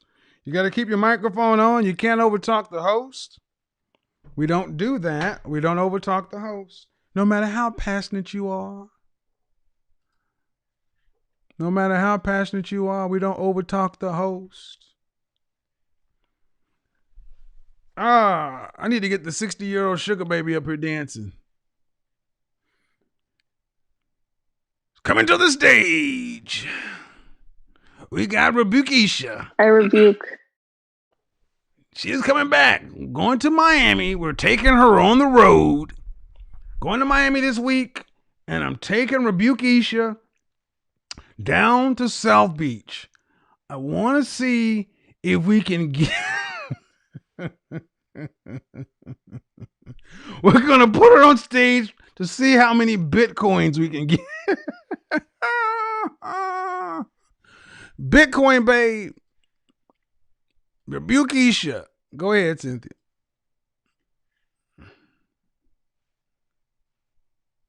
Hello?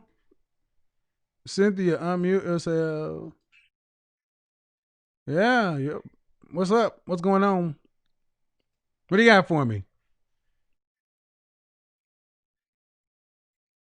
Really? Okay. Well, first off, are you married?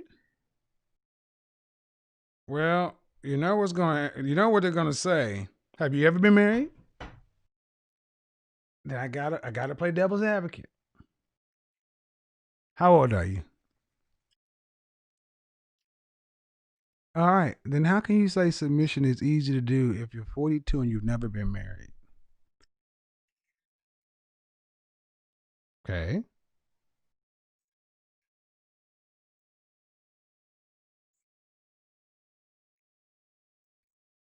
Well, yeah, that's fair. That's fair. I mean, I said it's fair. So, have you ever been close to being married?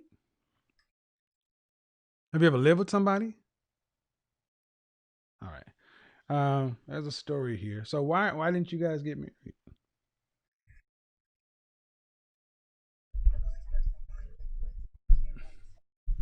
Okay. All right. And how long were you guys together? He didn't care about his health.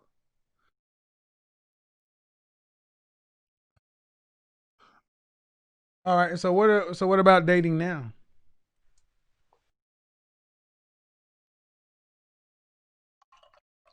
Well, when I hear a woman say that submission is easy, I know a lot of black women are like, what you talking about? Because the thing is, most women would expect if you're submitting, then you should be married. That's what most women would think. I think it's pretty doesn't make sense. Well, I guess see what you just said is gonna give those fair-minded women an out. See, you can submit and still not work out. That's okay, but that's what people are gonna hear.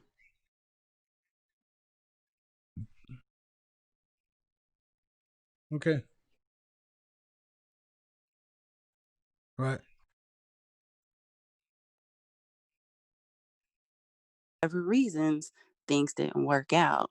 Like I gave the one example, the guy didn't care about his health. Mhm. And for me, health is very important. Well, hold on. Okay, hold on. She was, No problem. Cynthia was basically just going over the fact that she said submission is easy, And I was just asking her, you guys can hear what I was saying. But anyway, hold on, Cynthia. Amy, hello. Hey, How are you? I'm doing well. How are you? What do you have for me? Well, you asked the question. Yeah. And so I think we have to stop looking to men to be the reason we submit and start looking to us, because we have to stop thinking of it as a negative. Why is submission a negative? I don't know. It I don't shouldn't be. know. Um, are you married? I used to be. I'm divorced, but I'm in a Okay. committed relationship at this point. But I I'm don't on know. I'm on the clearance rack. So no. Okay. I don't know why. I don't know why, especially in the black community. Well, I do. My opinion is we've been the color purpled. No. We grew up with this color purple narrative that when black women submit to black male authority, you get beat and run them up. And that Alice Walker mess was dangerous back then. It was divisive back then. Go search for everybody in the comment section. Go search, do a Google search of color purple and look at the time, the news articles, the magazine articles. There's stuff on microfiche. Papers are written about how dangerous black men felt this was going to be for the culture. And then there are other people saying, "Oh, it's just a film." We're still reaping this crap because a lot of black women never saw some of the stuff they talk about. But the color purple has been seen by most black people, and that's what tends to kind of hang out in our mind as what the problem is. So, um, anything else before we get to the next caller? No, I just appreciate your content. I'm a white mother of a black daughter, and I'm trying to teach her how to, be an FBI in training. So I appreciate everything you had to say. You make me a better partner well, not a partner, assistant. Let me correct myself. There you go. So thank you, though, All right. for everything you do. All right. Cool. All right, Tiara. Your sound's not correct. I heard what she said. I'll get to it in a second. Ashley. Wait a minute. You've called before. Hello. Oh, hello. How are I you? thought I would. I'm good. I'm good. I'm actually a little under the weather. Okay. But what do you got for me? since I was the topic of discussion, I wanted to call in. You were a lead in, but the discussion was about submission. Yes. Yes, I understand that. So I wanted to clear a couple things up. I think in impassioned, I came across a bit aggressive, and that is not my intention. First off, I think- didn't ask you yesterday, but What? how old are you? I'm 32. Okay. Go ahead. Yeah. So I think I was trying to get a lot in the conversation in, a short amount of time that I thought I had. But I was a little amused by the comment saying I'm a feminist. I don't think I am a feminist. I don't think we're equal. If I'm calling for help, I would not want to fight. Let me say this then. Ashley, most black women don't identify as being outwardly feminist. Oh, okay. But if it walks like a duck, quacks like a duck, has feathers, because I just listen, Ma. Yeah, the things you're saying were right out of the feminist handbook. Well, you know what? I was listening to our conversation over and again today. And what I am battling is the fact that when I see my sisters, Black women, look miserable, like they haven't progressed. Every time I encounter them, they're angry, they're bitter, they want a Birkin bag but have a Walmart Why is that your cross to bear? You know what? I'm trying to. Once you were talking about it, I was like, why do I feel like I have that? I said it earlier. Maybe you didn't hear it. I didn't hear it's success. It's survivor guilt. You grew up in a 2-parent household. Yes. You had a mother and father. Where'd you go to college? University of Akron. Right. And you're 32. And how tall are you? I'm 5'10". Dress size? 6. Right. And you're a dancer. A dancer? Do you dance? No, I don't dance at all. I've never Okay. danced in my life.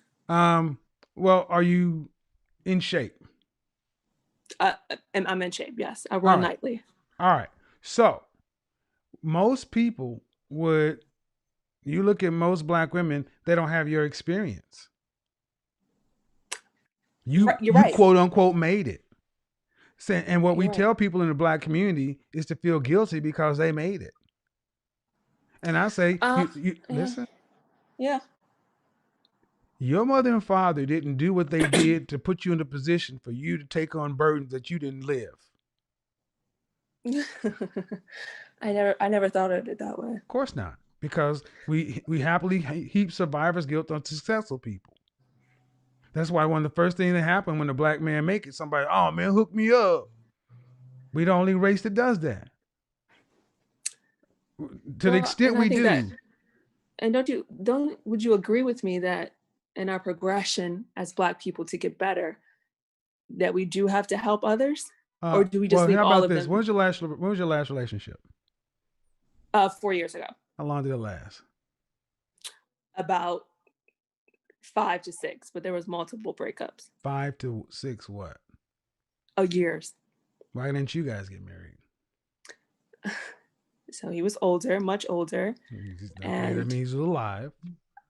That's not an excuse. That is an excuse, but I was gonna say with that he was an alcoholic, and I, with no experience, didn't really understand it to that degree.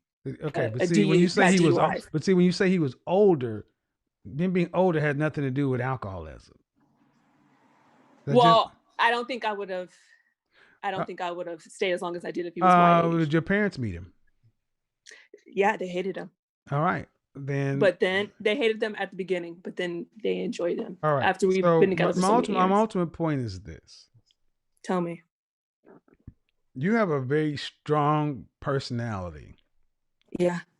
Which is kind of out of the feminist handbook. So you wouldn't do well with a guy like myself because I'm not going to allow you to question me like you like to question. I'm not going to answer all these questions all day long. I got shit to do. I don't have time to keep explaining myself to you, and I don't need your. And what I need to get done does not need your 100% buy-in. That would listen. Yeah. See, I can't even get. See, you want to talk back and forth with me, and that's fine. And that really does. You really do operate more like a woman who's a womanist or a feminist, like we're equals. But I just want to, when I try to interject, is only because I'm not clear on what you're saying, because I think you're equating our conversation here to a conversation I would have with a spouse. Yeah, I am, because you are who you are. See, that's one of the big mistakes, one of the biggest misnomers with black women, thinking you can turn shit on and off. You are who you are. If you watch my show, you will hear black women all the time say, well, I'll submit to the right person. No, you're not. If you're uncooperative, you're uncooperative. You are who you are. Okay. But when that's all of us. That's all of us. Yeah, I agree with you. You are who you are all the time. But I think when I think about this platform you have, I thought it was to get perspectives of women, not to just have women say yes, everything you say is true. To get perspectives of women. But here's the thing: do you talk to more women, or do I talk to more women? I think I talk to more women. Oh, really? What do you do for a living? What do you do for a living? Oh, I run an online business. Okay, what do you do? What do you talk to these women? But I thought, well, I mean in everyday life. Yeah, but see, like I'm a 51-year-old man. Hold on. Yeah, well, sorry, go ahead. I want to hear how you feel like you talk to more women than I do. Oh, I think because of my whole life, all my friends, close You're 32, friends were women. I'm 51. It's true. That's I got 20 years on. You see, that's what I'm saying. And the arrogance of that comment. You sitting here listening to a black man who has a show on YouTube that has 5,000 people talking every night. And for the last 6 months, I've been talking to women for years. You can just go take a glance. I talk to more women. I talk to more women, and I work with more women. Women pay me for my advice, and I'm 20 years older than you, and I've been doing this since 1989. Okay. Throughout life, I thought you meant currently right now in the state that Even we're in right now, now. I talk to more women than you. I got 4 women on the platform and 3 trying to get in. Okay. That's not hard, Ashley. No, I believe you. If you say that is true, I believe that But is you're true. I just sitting right thought here looking at it, and I'm like, okay, all right.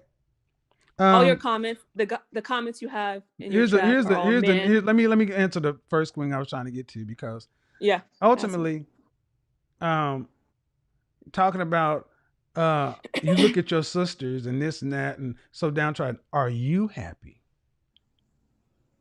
Yeah, I am Are happy. you full? Okay. Are you romantically happy? Well, I think you would have to be with someone Excuse me? to be romantic. I'm not with anyone Right. And you haven't been with anybody for how long? for 3 to 4 years. Yeah, that's a problem. Okay, so I've dated in those years. I haven't been committed to someone in those years. Dating does not equate to a relationship. And see, Yeah, that's very another true. thing we do very well in the Black community. We can start very well. We do 3 to 6 month shit very well. We don't do long-term well. And ultimately, my point is, if you really want to help the Black women that you say who look so unhappy, you help them by becoming a happy word. It's like people who say they want the Black community to survive. Well, how you make the Black community survive is you go marry a Black man and make some Black babies. Yeah. And that's how you I'm help on us it. all. And that's how I'm you on it. help. That's how you help the Black women. Ultimately, you want to help them, give them something to aspire to, especially when women look at you and say, well, why can't she get it done? If she came from a Yeah, 2-parent household and she's attractive and this, if she can't get it done, why can't I? If she's saying some of the same things, well, what are my shots? I just feel that all my friends who are beautiful Black women who have their own businesses in a variety of states, all of them, I don't see myself in them. All of them don't come from a 2-parent home, don't come from the class that I was in. What does that mean though? That both my parents were married and are still married. I Both my get it, maternal and paternal. Oh, go ahead. I get it, but you have friends who own businesses in a variety of states, so you're in a different category, but you don't see yourself in them, meaning what? Meaning, I don't see myself in them. They're my friends, so I do to a degree, but I see a pain there that isn't reflective to any pain that I carry about Black men. Okay, but that's fine. But what is your 2-parent household? What benefit is it yielding you? Where's your husband and kids? That's true. Where my husband and kids, I was just like what you said on your shows that I watched previously. I was in the notion that when I clock in and say I want a man, that's when I go get one. But that's and yes, my I point. can go get man. a man. See, you're right. That's so you're my right. point. I agree So with you are. But see, what I need you to hear is you are them. See, you didn't identify as the feminist, and you come across and you have all the feminist talking points. You just don't have the membership card. And there's no That's way, a good way to put it. And there's really no way it would make a lot of sense to say, I got a bunch of friends who are PhDs. I'm a PhD. Yeah. Entrepreneurs, dog owners, and everything else, single as French toast, and you're not one of them. You are just like them. As far as see, here's the thing. My business is about outcomes, not about process. You like to talk a lot about process. I get to the outcome, and your outcome is the same. You had a last relationship was 4 years ago. You can date and deal with man, but you're no closer to being someone's wife today as you were 4 years ago. You said you had a 5-year relationship with a man who was older and all those other kind of things. And your mother and father did not like him. Well, apparently your 2-parent household didn't help you. You didn't listen to him. So what's the point? True. This is why I always say therapy, because Black women are your own counsel. You sit around and talk to each other, assuming that you can fix one another when you're all broken. Yeah, I definitely agree with you on that. So, but I also think that in my mind, I didn't want to be just a housewife, and I saw both of my grandparents that way. My mother. Why? What do you mean just a housewife? I just didn't want it. I felt like, I don't mean it like that. I think they do a lot, and you're right. I didn't mean it that way. I just wanted something else to bring to the table. I just wanted something else to have another conversation about something else. But hold on. Listen. Yeah, I'm here. What Okay, that's what you wanted. What do men want? You're right. Men didn't. I just came to that realization watching that men could care less what you have to say. No, that's I why didn't think that. well, and that's why So that's why in my 20s, I thought I wanted to build something. So when I got to the table, I could say, well, look, this is what I have. Look what I have offering, and we and don't I have care. but that's the thing. I'm operating off a thing that maybe that is what they But the cared thing about. is, and I need you to understand, you don't have time to be worrying about the sisters who have so much pain because your shit ain't together. Okay, touche. That's why I was telling you, you're a feminist. You're Stop saying listen. that. Don't tell me what to not say. Who the hell you I think you're you're giving talking me. to? I think you're giving me a title. I don't. I give you a title that fits. Yeah. Okay. It's not an insult, ma'am. A feminist. Okay? Go look up what a feminist. You advocate for women, women's Equal position, rights and it's a between women's sexes. first. Yeah. That's a freaking feminist. And you know one Yeah. thing? The black women, like I said at the beginning, are susceptible to feminism early on. 14 to 21. That's when they get you. And here's the problem: when most girls are learning how to court and strategically mate, you're learning how to not to be independent from your man, not interdependent.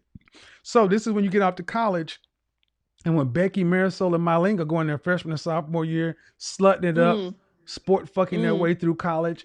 In their junior year, they square up and get a fiance. And you ladies are breaking up from your boyfriends because you're going to go move somewhere and have this fucking job that you call a career. You're not a VP of marketing. Most 80+% of women have jobs. And you have jobs all the way through until about 29, and you turn around, look, and you're unfit to be with anyone else. That's a feminist. And black women have been duped by feminism because white women, the feminists, don't even move like you guys. And you get to the point to where you're saying, well, look, I have all these things. And the thing is, where's the cooperation with the man? Show me, can you cook? Are you a great cook? Huh? I'm a vegetarian, but I think I am a great cook. Then you can't cook. Oh, jeez.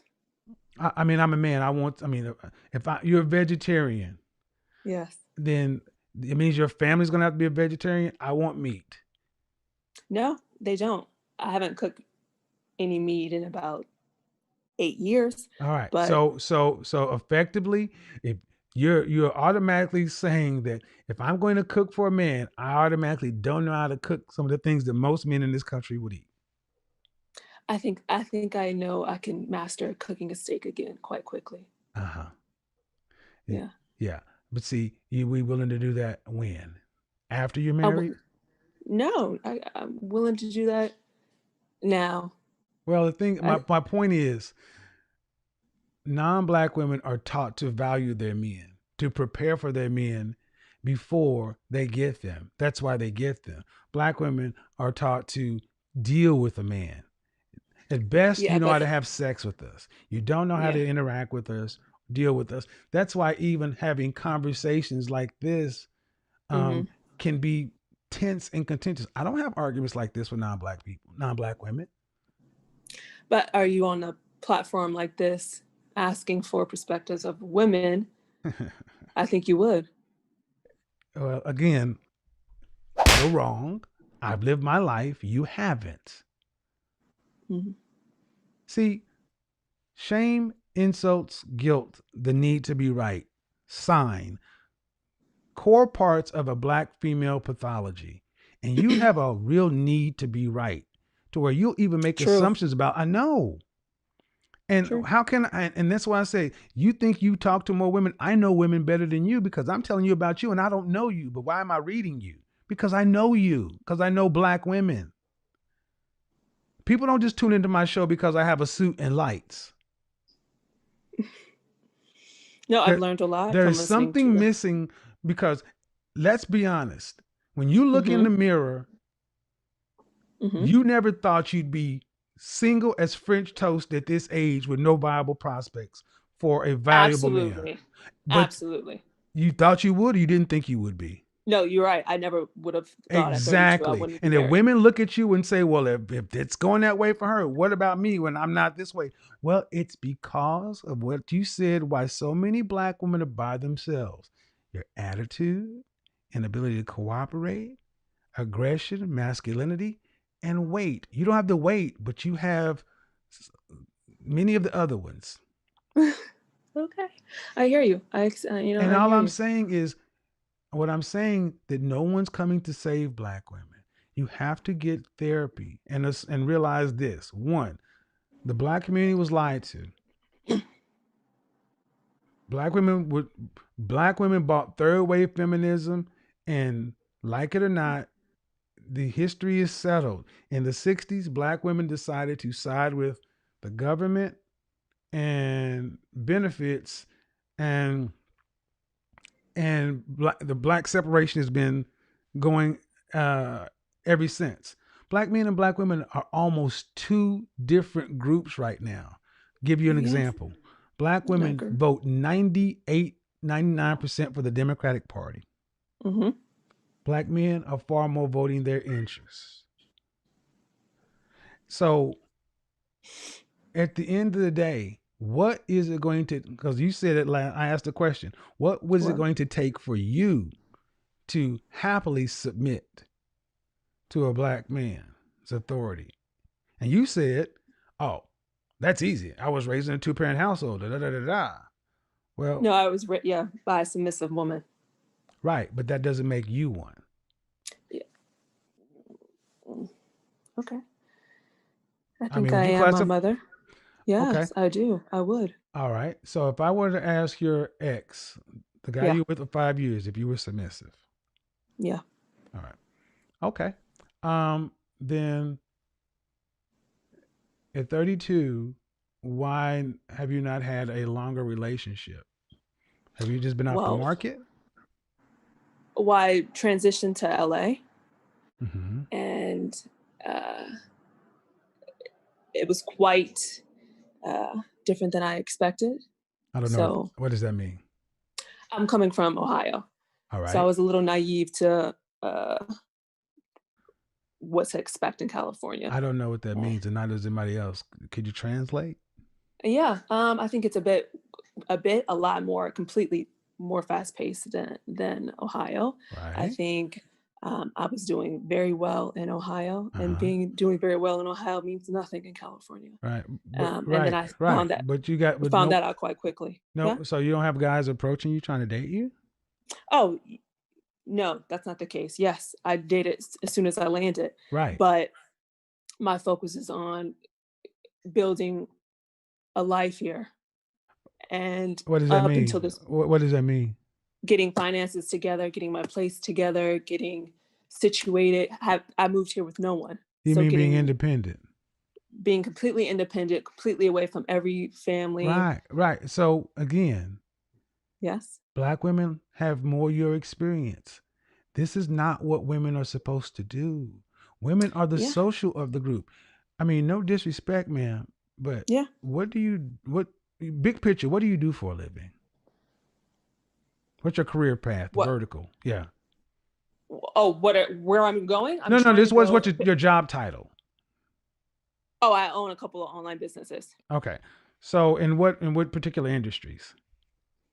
One is in fashion, Mm-hmm. and one is in development. I can't really speak on that All because right. that's on the brink of I'm not coming. trying to really, but what I'm trying to understand is many women don't have Yeah. careers; they have jobs, even if and that's the point. I get what you're going with that. Why Yeah, give it's all like this to a you're job? putting all if this you're right. time into nothing. Yes. Yeah. I watched Yeah. my ex-mother-in-law die from being a workaholic. And see, Yeah. what I said earlier, Ashley, is Black women like yourself are happier, more content doing that because in places that they don't want to talk about, they know they're not good in long-term relationship. I just don't feel like that's my story. I'm very All happy right. to. All I'm right. What's the very happy longest to relationship submit. you've had since you've been in LA? 4 years. So dating, Yeah. I haven't had a relationship. I've just dated Okay. The longest person I dated, I would have to think about that Uh-huh. because honestly, the type of guys that But you are said in you had a LA. relationship you were off and on for 5 years, and that could mean anything. Were you guys in the same city? Oh, we were. Yes, this is when I was back in Ohio. Okay. And what year did it end? Oh, it's 2020. I ended in 28. Yeah, 31, 32, 28. So 2015, 2016. Okay. And you guys were off and on. Correct. So how long were you guys really together? That's a tough one because we were all off and on, meaning I moved away for 8 months out of state, See, came back. that's why I asked were you guys in the same place. See, I know what I'm doing. No, we were, but I moved out of state for work. But you moved out of state that put distance. That's my Right, point. that was an off. So listen, Mm-hmm. what was the relationship you had before this one? Before the one we're currently Yeah. talking about, Uh-huh. with another guy Um, in Ohio. How long ago? How long did it last? That one was like a year and a half. Uh-huh. And what about before that one? And before that one,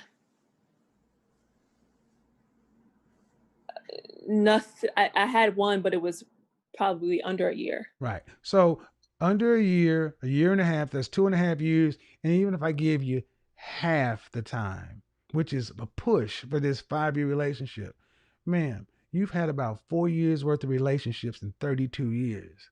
That's just a little bit over 10% of your life. You don't have a track record of cooperating with a man. Mm-hmm. But see, to you talk as if I was raised by mom and she's submissive and this and that, and I could just turn this switch. And I'm telling you, no, man, you're right. But I know I'm right. That's why. But listen. I just want to say this though. When you keep saying that, yes, you're completely right. But I didn't have that thought process at 20 when I should have been in college looking for a man. I wasn't thinking about that. But you're at not 25, 20. I'm still. You're right, but I'm just saying. I just realized that when you said it. That at right, 32, and that's the sad part. That's the sad yes, part you're right. because so you're many right. Black women don't realize until they're in the danger zone when it's almost over that you have the relationship skills of a 19-year-old. Most Black women in your age range have the relationship skills of someone between the age of 18 and 22. They still date like that. They still move like that. Still have the same expectations. And the thing is, the only way to get caught up is to get some therapy to understand why the court, because black women in particular, you run from relationship with suitable Black men. It's either you deal with guys that are fraught with problems that you really never have to commit to, and then you mess around and end up trying to make it work with them, or you stick your head into these careers where everybody else is realizing that not being independent, interdependent. And like you said, coming from a 2-parent household, watching people be interdependent, you seem to have gone against your core programming to end up single.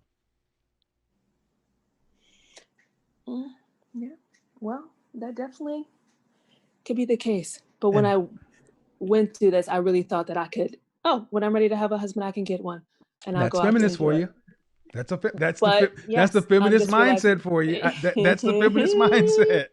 I get it. I know that's the feminist mindset. It's not that easy. You're right. Now in LA, in a market that you said is very competitive. Even in LA, it doesn't matter. LA or it could be in Des Moines. It doesn't work that way.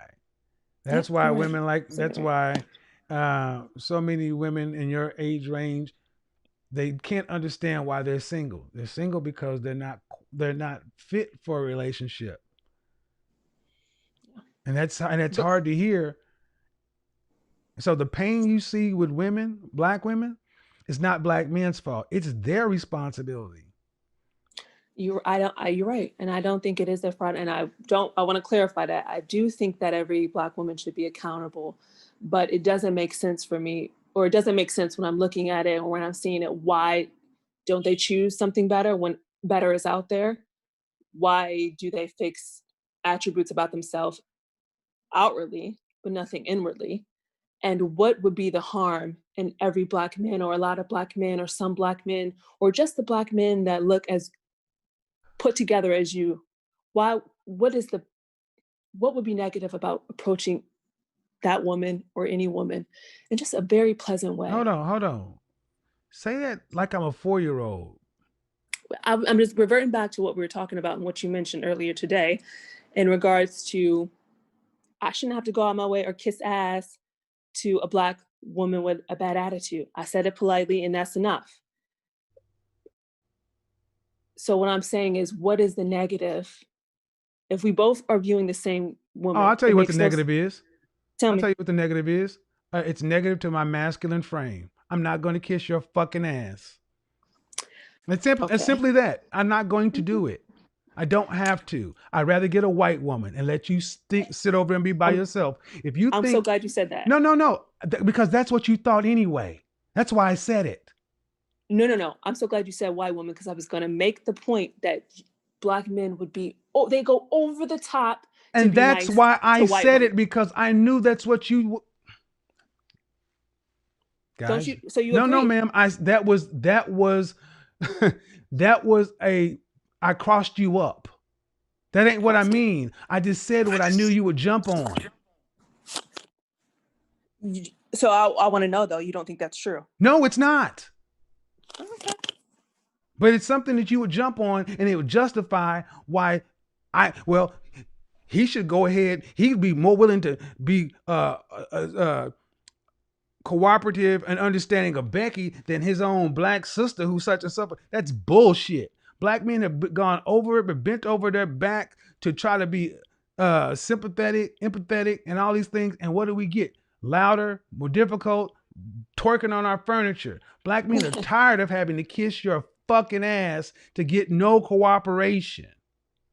And then to hear that we should still do it just because there's no harm in it. Yeah, it is. Every time a man has to submit and kowtow to someone who has contempt or disrespect for him, it lowers him. I'm not going to lower myself, diminish my self-esteem or self-respect to somebody who has no respect and contempt for me. Do you think all of that before you even approach someone would be that? I don't know. Excuse me? You wouldn't know that by approaching someone in a very charming demeanor. You wouldn't know that. Are you kidding me? You knew exactly when you were going to go over to her. Are you kidding me? See, this is what I mean. This is what I mean. I know women better than you because you don't date women. You only deal with the women you know. I tell you what, you go into male spaces and you listen to men 1, 2, 3, 4, 5, 10, 1,000 tell the same story in and out. Black women treat Black men like crap in general. We are surprised when you're nice to us. Stop. What the fuck? I don't know if. What? I'm gonna ask some Black men. Wait a minute. Are you honestly trying to sit here and tell me that you don't believe that? That Black men are surprised when Black women are nice to them? Yes.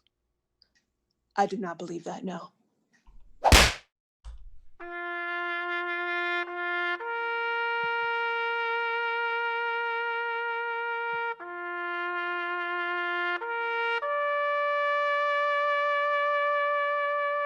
Oh my fucking God. Stop. No, you stop. I tell you, no, you stop. You go to Nicole. No. You go to Nicole Michelle's channel, Black female influencer. Nicole Michelle. Yeah, and listen and go ask that sister, what happened when you told your women of your inner beauty movement who's on their feminine journey, trying to become the best version of themselves to find a husband and do all their healing and things like this. She just asked her group of feminine ladies, hey sis, here's an exercise just for a day. Smile at every Black man you see. Go ask that Black woman what happened when she just asked feminine Black women who were trying to become the best versions, just asked her to smile. That woman was eviscerated for months. And this is what I mean. You are clueless if you think that the rank and file Black man gets decent treatment by the rank and file black woman. We are surprised when you're nice to us. And this is the problem, everybody that's listening. There's so many women like Ashley who are completely disconnected from the black male experience. They have no problem in continuing to ask us for fucking more. A little bit more, a little bit more, a little bit more. Do you not realize what black men have already gone through? And that's what kind of galled me when we saying, well, you need to understand what the black woman has gone through. What the fuck No, I were think it's you? mutual. No.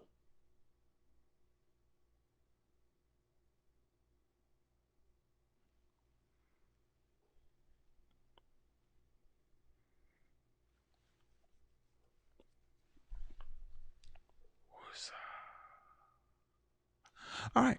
Hey, Joy. Hi. Hi, Kevin. How are you? Really well, thank you. Good. What do you got for me? Do modern women want to submit to men? A man? I think that there's, I guess, in short, no. But I think in our community, in the Black community, the issues that we have in male-female romantic relationships related to a sort of a woman's way of relating to her man, um, being the boss, not feeling comfortable, trusting. It's a complex one. I think a big part of it, and I need to say that I've been married for 6 years and we have 4 kids, and I'm a stay-at-home mom, which I Congratulations. love.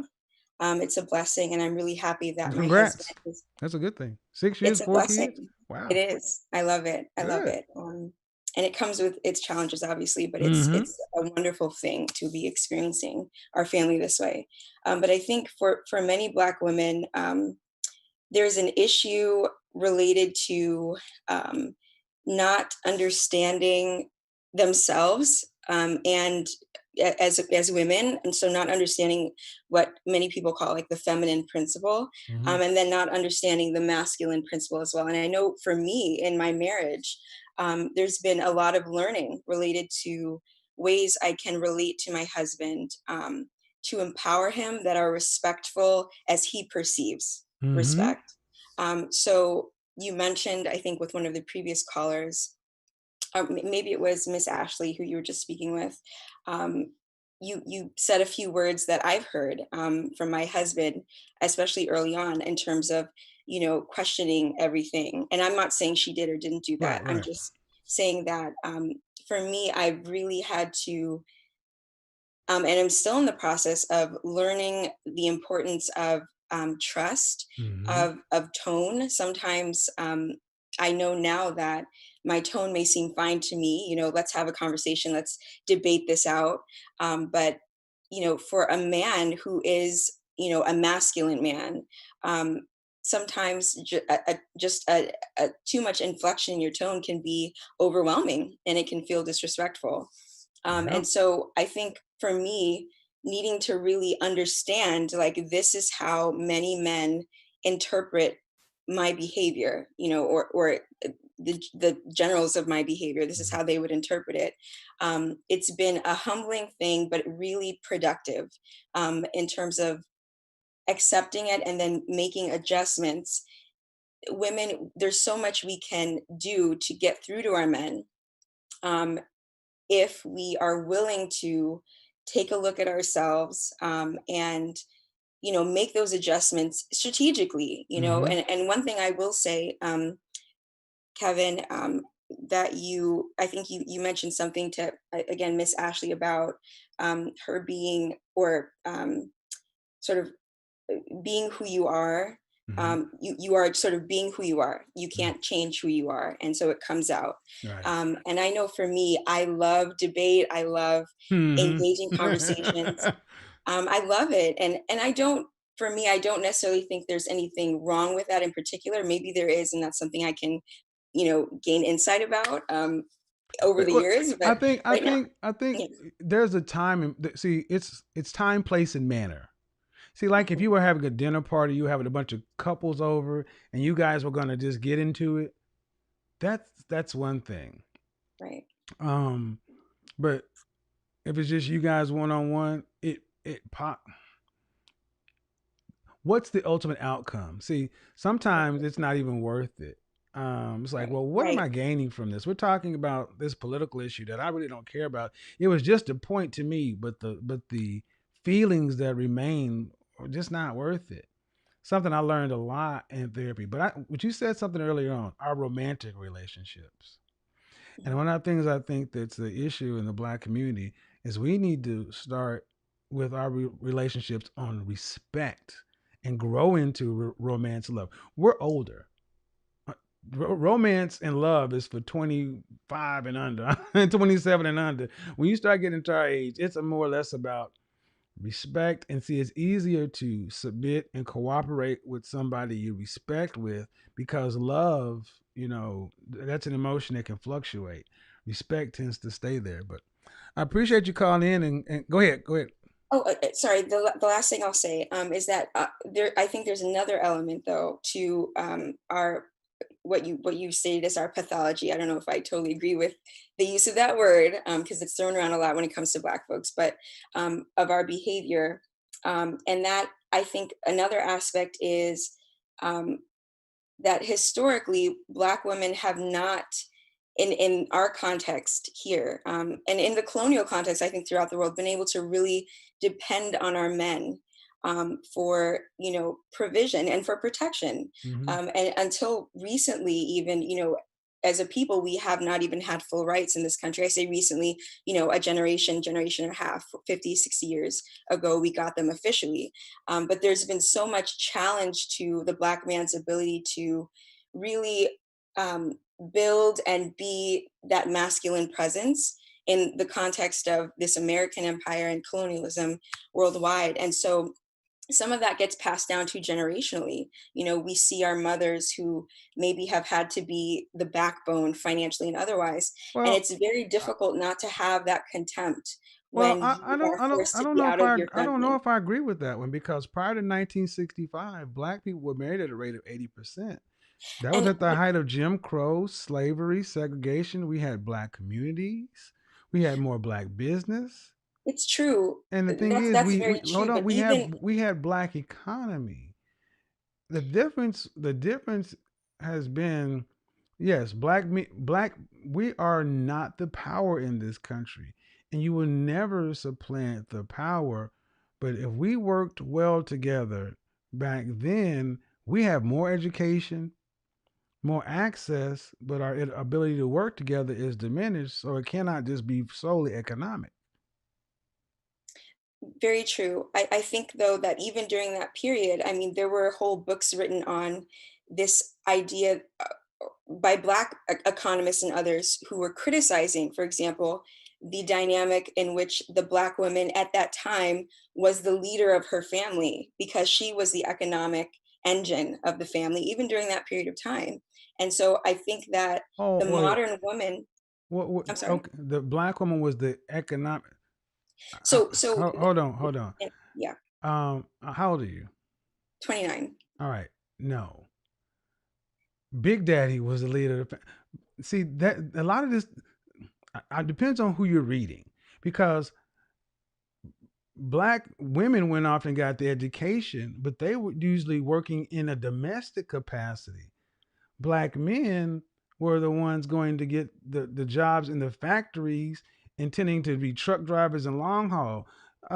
Like me and my grandfather's age, made no mistake, when he was gone 3 or 4 days out of every week, he was earning the money throughout the family until around the 70s.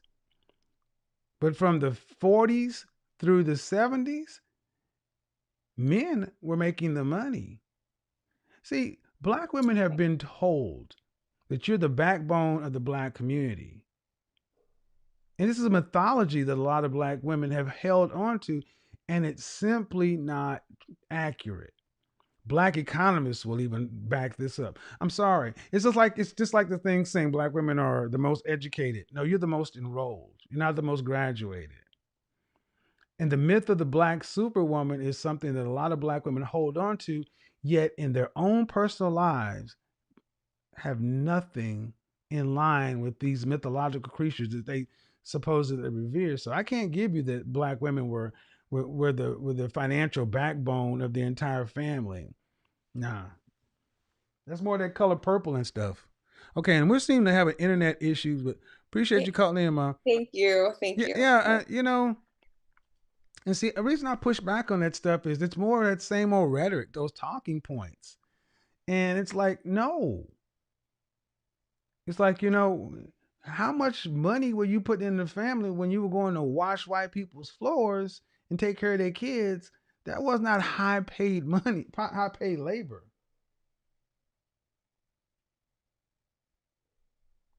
Yeah, black people. See, I think black women need to really go back and understand who their men are. What do you know about black men that wasn't taught to you by white people? Go study the Greenwood District in Tulsa. I'm from Oklahoma.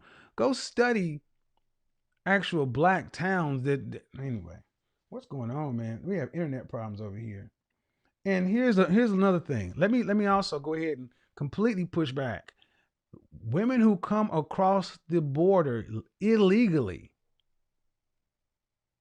Hispanic men earn less than black men. Yet they don't have the same problem with their women that black men have. So it's not economic. Not in the whole anyway. Let's see. Crystal, hello. Hello.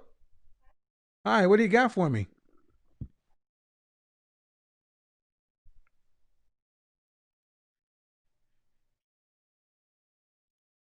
Barely. You're away from the phone. So I can. What do you got? Thank you for having me. So I really wanted to briefly talk. I'm not going to take too much of everybody's time, um, but I wanted to talk about. Well, first of all, everybody in here, all the women in here are absolutely beautiful. But one thing that Miss Ashley said, that really stood out to me was the comment about an housewife and how she feels. I actually took offense to that, and I'm going to tell you why I took offense to it. Um, because I was a housewife at one point. I'm in my career now. Mm-hmm. But in the beginning of our marriage, I've been married for 11 years, actually going on 12 years next year. We decided when we had our first child that I would stay at home. And that was my decision. I was already in my career and I decided to take a break. And that was one of the hardest jobs I've ever had. Yes.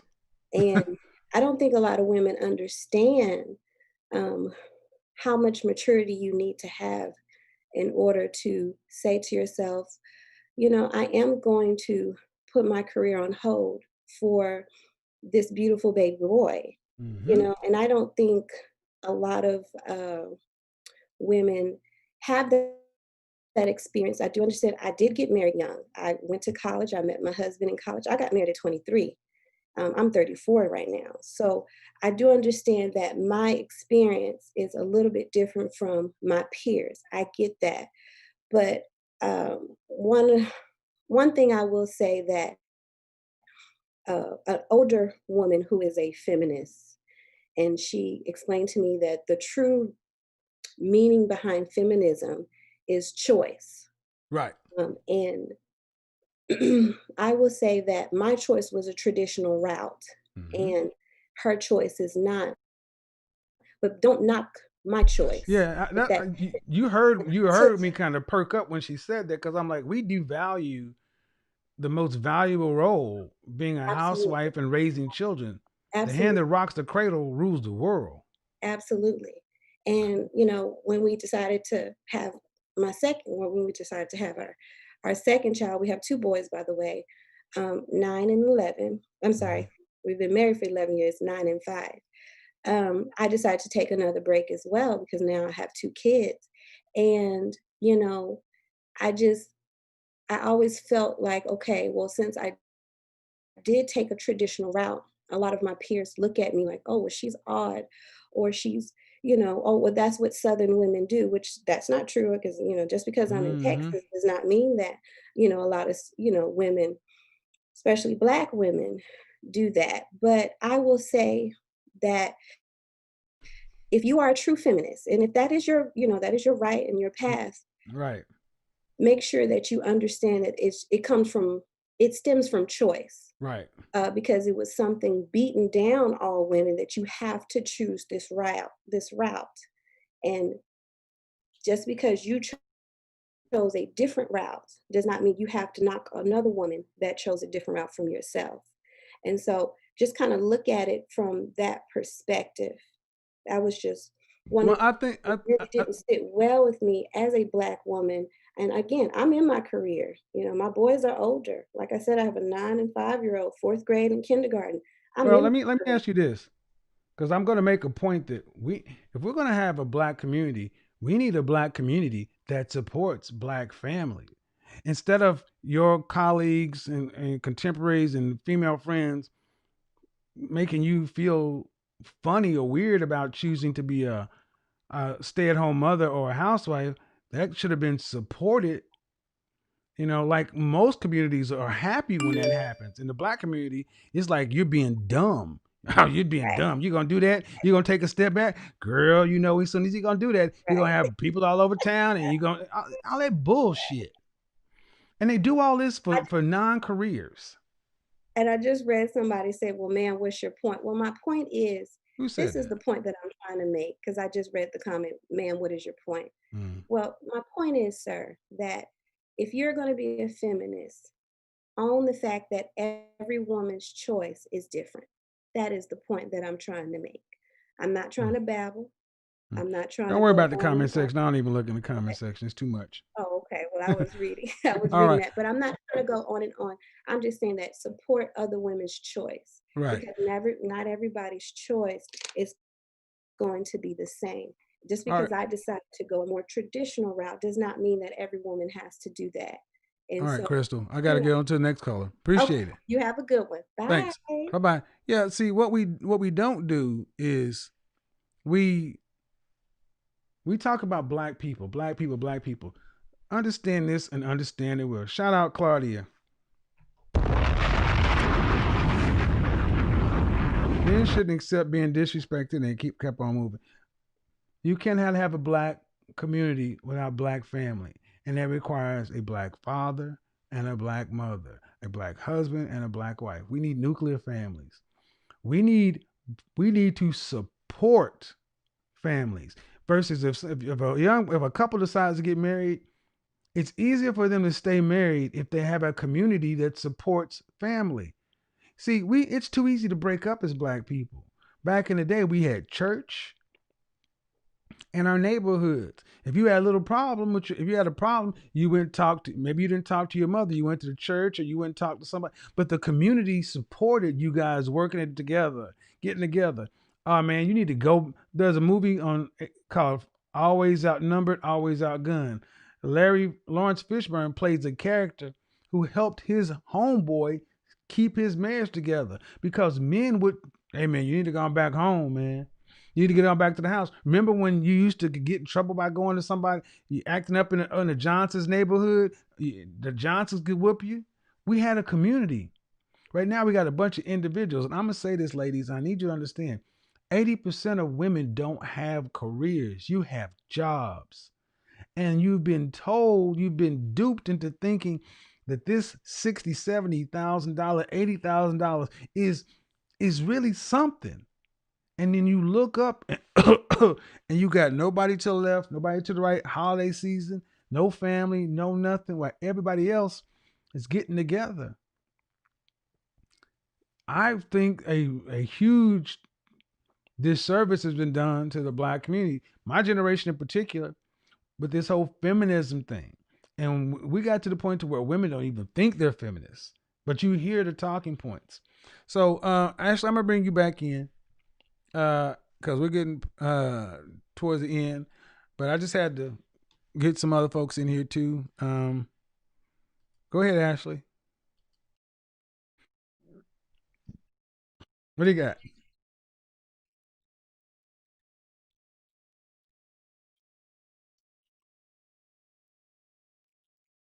Oh, hold on. Just a second. Let me put this back. Yeah. Say again. If you came across as what? Kevin. Yeah, I can hear you. Okay. I didn't want to, I'm not here, and I didn't want that to come off offensively when I said that about housewives, because my grandmothers both were. My mom, that is not my intention. I believe that is the hardest job. I've witnessed it. And I think you're right. That's the backbone of any community. Well, White people do it quite well. That's why I perked up when you said it. I didn't mean to say it like that. And maybe I was dealing with it, the fact that I looked at them and said, oh, in my immature mind, thinking like, oh, they're just taking care of kids. They're not making any money.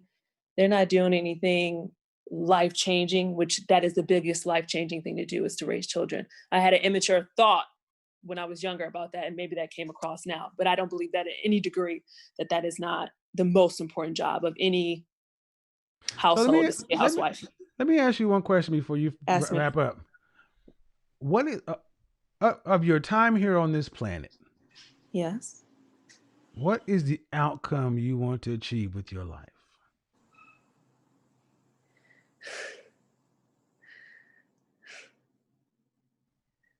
I don't know. I want to say it, but I want to get judged for saying it. I mean, I just asked. Don't nobody know you? Don't nobody see your photo? You're gonna rip me. Okay. Look, I just want the truth. Okay, Kevin, I'm gonna tell you. I definitely want a husband. I definitely want a family. But the thing that I stay up the most about, trying to figure out what avenue I could take to better, I want Black people to be leaps and bounds ahead of where we are in every way. I want to see more Black people wealthy. I want to see more Black businesses. Ashley, let me stop. Yeah. If no one's ever told you, tell me. That is not in your power. Okay. You're right. Honestly, it sounds to me like you're going to end up alone and feeling like you lived a life of purpose. But you look around and then you get on that sick bed or that deathbed. Ain't nobody coming to visit you. Ain't no kids coming to visit you. Your friends, if you have them, they ain't coming to visit you.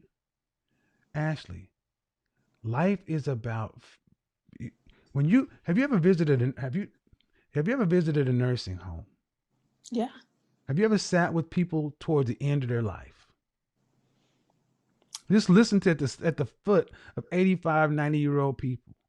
And what they talk about at the end of their life, like my grandma Aura, 104 years old, they don't talk about their money, their cars.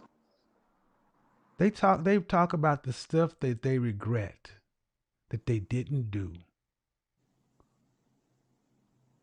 Your goals are so big, and you're not doing the one thing that you could do to help Black people. Make another motherfucking Black person. I never looked at it like that. Of course not, because you're selfish. Selfish? Yes, because it's all about you and what you want. No, I just thought that a bigger impact would be trying to help. No, the bigger impact, but again, like I said, first of all, that's very masculine. What is? What you're talking about. You're supposed to nest, not build. You want better for Black people? The reason you came across negative in that stay-at-home mother thing is because it doesn't really sound like you value that role as much as you do business and commerce and money and economics. Well, I think it's coming across like business and money, but really I just want to walk down the street and we be seen as equal. We're not. And we're not. Where's that at? Where does this utopian society exist or ever exist on this planet? You're right. It doesn't. Again, ma'am, no offense, but grow up. And see, it's easier for you to walk down and say, my goal, when Ashley dies and she's 75 years old and she's wasted her years and got powdered eggs, she can, well, I spent my life trying to help black folk. Good. You got nobody. You're in the house with cats. Ma'am, I'm not joking. I'm very serious about what I do this every night, not because I get a thrill out of it. I've talked to more black women, and I don't think you know who anyway. I am tired of seeing black women like you die alone. There are some people who die at age 75, die at age 25, but aren't buried until 75. If you don't have people in your life, you're dead. This is the holiday season. Where are your kids? 0 kids. Who are you going to spend Christmas with? My family. Who's that? Oh, my whole family. My mother, my father, my sister, my brother. What is your my sister? aunt. How old is your sister? She's 23. How old is your brother? 36. Do you have any children? He doesn't. Is he married? He isn't. Okay. Your sister, 23? Mm-hmm. Out of college? Out of college. So all three of you guys are unmarried, no kids. All three. I have an older sister as well, and she is Okay. married with 2 children. All right. But the other three, so 3 out of the 4 Mm-hmm. unmarried with kids. So your Mhm. mother and father did what they were supposed to do. They made y'all's 4 asses. And Right. what they got for their investment is they got one person who decided to get married and have grandchildren, and they got 3 more who just gonna die alone if they keep on this path. Okay. So the family lineage is over. Once you hit the dirt, that's it. All this stuff that you think your internet business. I mean, I'm not trying to be pejorative or rude, man, but you're not making Microsoft or Apple out here. You're making enough money to live a certain lifestyle, but it's not like you're getting rich out here. I'm not saying anything, man. I'm just saying this is how most people live in this country. And it's better when you have somebody to work with. 2 incomes are better than 1. I mean, so many black women have forgotten how to be in a relationship. You forget even the good feelings though, knowing I got a standard date on Friday. I got somebody I can Netflix and chill with. I actually have a consistent source of sex, whether I like it or not, it's there. Guess what? I know on Christmas I'm getting something from somebody. And I got somebody to do something for. All you got is the next spreadsheet to the next phone call to the next, to get in other people's lives, to try to involve yourself in other stuff, to fill up the void that is your life. And that's what too many black people have, because we are the most unmarried group of people, worrying about shit that's outside of our stuff. Find a man, make a baby, live a life. Definitely is my goal. That's definitely And, what all right, I'm pursuing. I'm glad to hear that. And the first way you have to do is stop digging. Stop worrying about your girlfriends. Stop worrying about everybody else, and focus on the woman in the mirror. Are you in therapy right now? No, I'm not. You needed it. You need it. Man, that's not an insult. It's not an insult. I don't take it as one. No, I don't take You it need as it, one. because in order to be able to work with somebody, there's a lot of stuff in your mind that you need to talk out and get out. And honestly, you got to pay me for it. You gotta get this out on. I don't know if you got a journal or whatever, because once you get your head in the ball game, you still got to get out here and date. And what's going on while all that time is going on? Days and hours are going by. So Okay, I hope well, to I'm on not. it. I hope to not hear you worrying about other people and worrying about black folks' position and all that. No. Yeah, I took that burden. So you're right. I'm on it. Yeah, I ordered that but book already. I got a notebook. I'm ready to make see, copious a notes. lot of us get caught up in this martyr. Jesus Christ, I'm gonna die for the culture. Die for the Yeah. no, that's bullshit. All right, ma, appreciate it. All right. Thank you. You too. Bye. All right, everybody else, nobody else is the other people that was in there. That microphones weren't corrected. See, feminism is the secret weapon of eugenics. I don't think many sisters realize they are feminists. And so a lot of you guys and a lot of people here, they're like, how could you not know? Well, as a man, you didn't know you were blue pill. I didn't. We grew up and we were taught scrub, strong, independent woman, while everybody else is going to do their thing. So I listen to women who come over here and get mad at me. I challenge any of my female detractors to find a man that's helping more women. You ain't got to like the way I do it, but show me somebody who's helping more.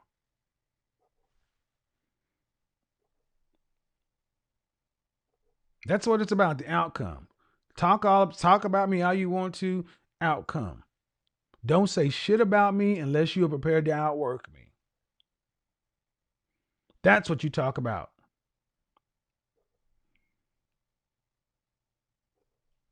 $2021, like I said, a couple every month. I'm looking for you guys to help me profile at least a couple of months so we can start seeing some more of this stuff. Because look, man, oh, well, why are you worried about this? It ain't about me. It is not about me. It's about trying to get better outcomes. What's for me is for me. Don't worry about me. Why are you saying, don't worry about me? Worry about you. Because I find that most of my critics are not happy people. Because happy people can be like, well, take it or leave it. I'm a PhD. But sisters, understand something. And if you're not earning in the top 15% of earners, and I've talked to women who are making $70,000, $67,000, and it sounds like a lot in your late 20s, early 30s. But when you hit 40, it's just empty. You buy a home. I've seen too many black women who worked and had money and they bought homes and cars and they died alone, miserable. They drugged their kids down. If they had a grandkid, it was just a fucking cycle. I'm tired of seeing it. Tired of hearing it. And kind of like Ashley, I'm tired of seeing black women around this time so unhappy. I realize why most of you don't want to smile, because you're not happy. But look, the only way you're going to end up having a better outcome, the only way you're going to get happy is to have your aha moment. Accountability, honesty, and acceptance. Accountability for where you are, honesty, transparent and direct, and acceptance. This is where it is, how old I am, whatever, and then move. Black people aren't cursed. We're no different than anybody else. We just got to make different choices. But all right, in 2 days, I'm going to Miami. Going to Miami, kick it down there with Brother Myron. Flew down to Miami, be down on South Beach enjoying it. Tomorrow we're going to have a lighter beach show. I'm tired of these heavy shows. They're interesting. I'm looking for you guys to put topics out there. I love getting you guys' points of view. Excuse me. It has been cool. It's cold here. You like the suit? I had to finally get my new suit today. I've been looking for a black pinstripe suit. Thank you. Black pinstripe suit. Yeah. Ashley, yeah, she's cute. Yeah, a lot of attractive women to call into this show, man. Yeah, so yeah. Profiling attractive women. But if you're a therapist or a matchmaker, hit me up. I'm looking to work with anybody who's trying to help people in general. Therapist, matchmaker. I ain't trying to do everything. I mean, come on, man. I'm just one dude. All right. This is good. This is great. It's normal. Till next time. Peace. We are gone. These shows are going too long. We got to get them down to 2 hours.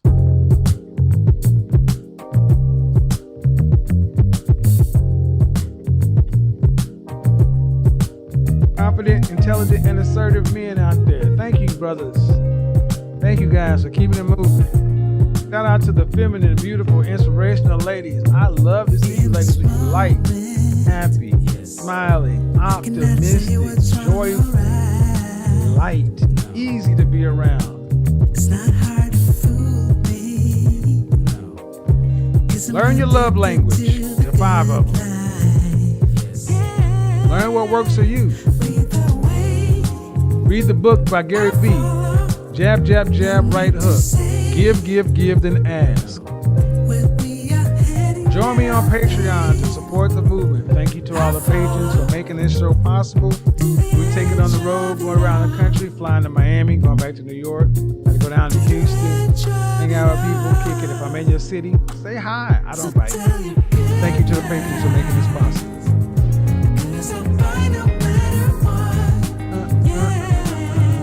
Join me in the frat room on IG for videos you will only see there. I go live on IG almost every day. When it's up, it's up. When it's down, it's down. Don't DM me on IG. Send me an email if it's about business. I get so many DMs, I honestly don't even check most of them. Here's the email address. Email your show idea in the subject line. Show idea. Or ask your question. Ask Godfather in the subject line. Short paragraph. And I may make a 5 to 10 minute video response. Or even better, hey, how do I book a consultation? Go to By Kevin Samuels and go under the book and pick your virtual consult or your customized session. That's the only way. Don't send me an email asking how do I do this, how do that. You interested in life coaching, working with me on a consistent basis? I do that on a case-by-case basis. I have so many I'm dealing with right now. I am cherry picking the people. I want to make sure you're a good fit for what's going on and make sure I can deliver on what you need. Either way, expect my inbox.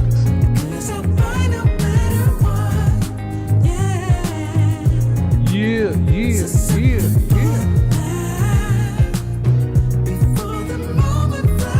Remember, life is choice driven. You don't get to choose what happens to you, only how you respond to it. Make the next choice the right choice. All right, people, take it easy. Stay warm.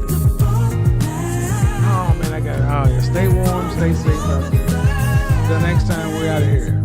We are gone.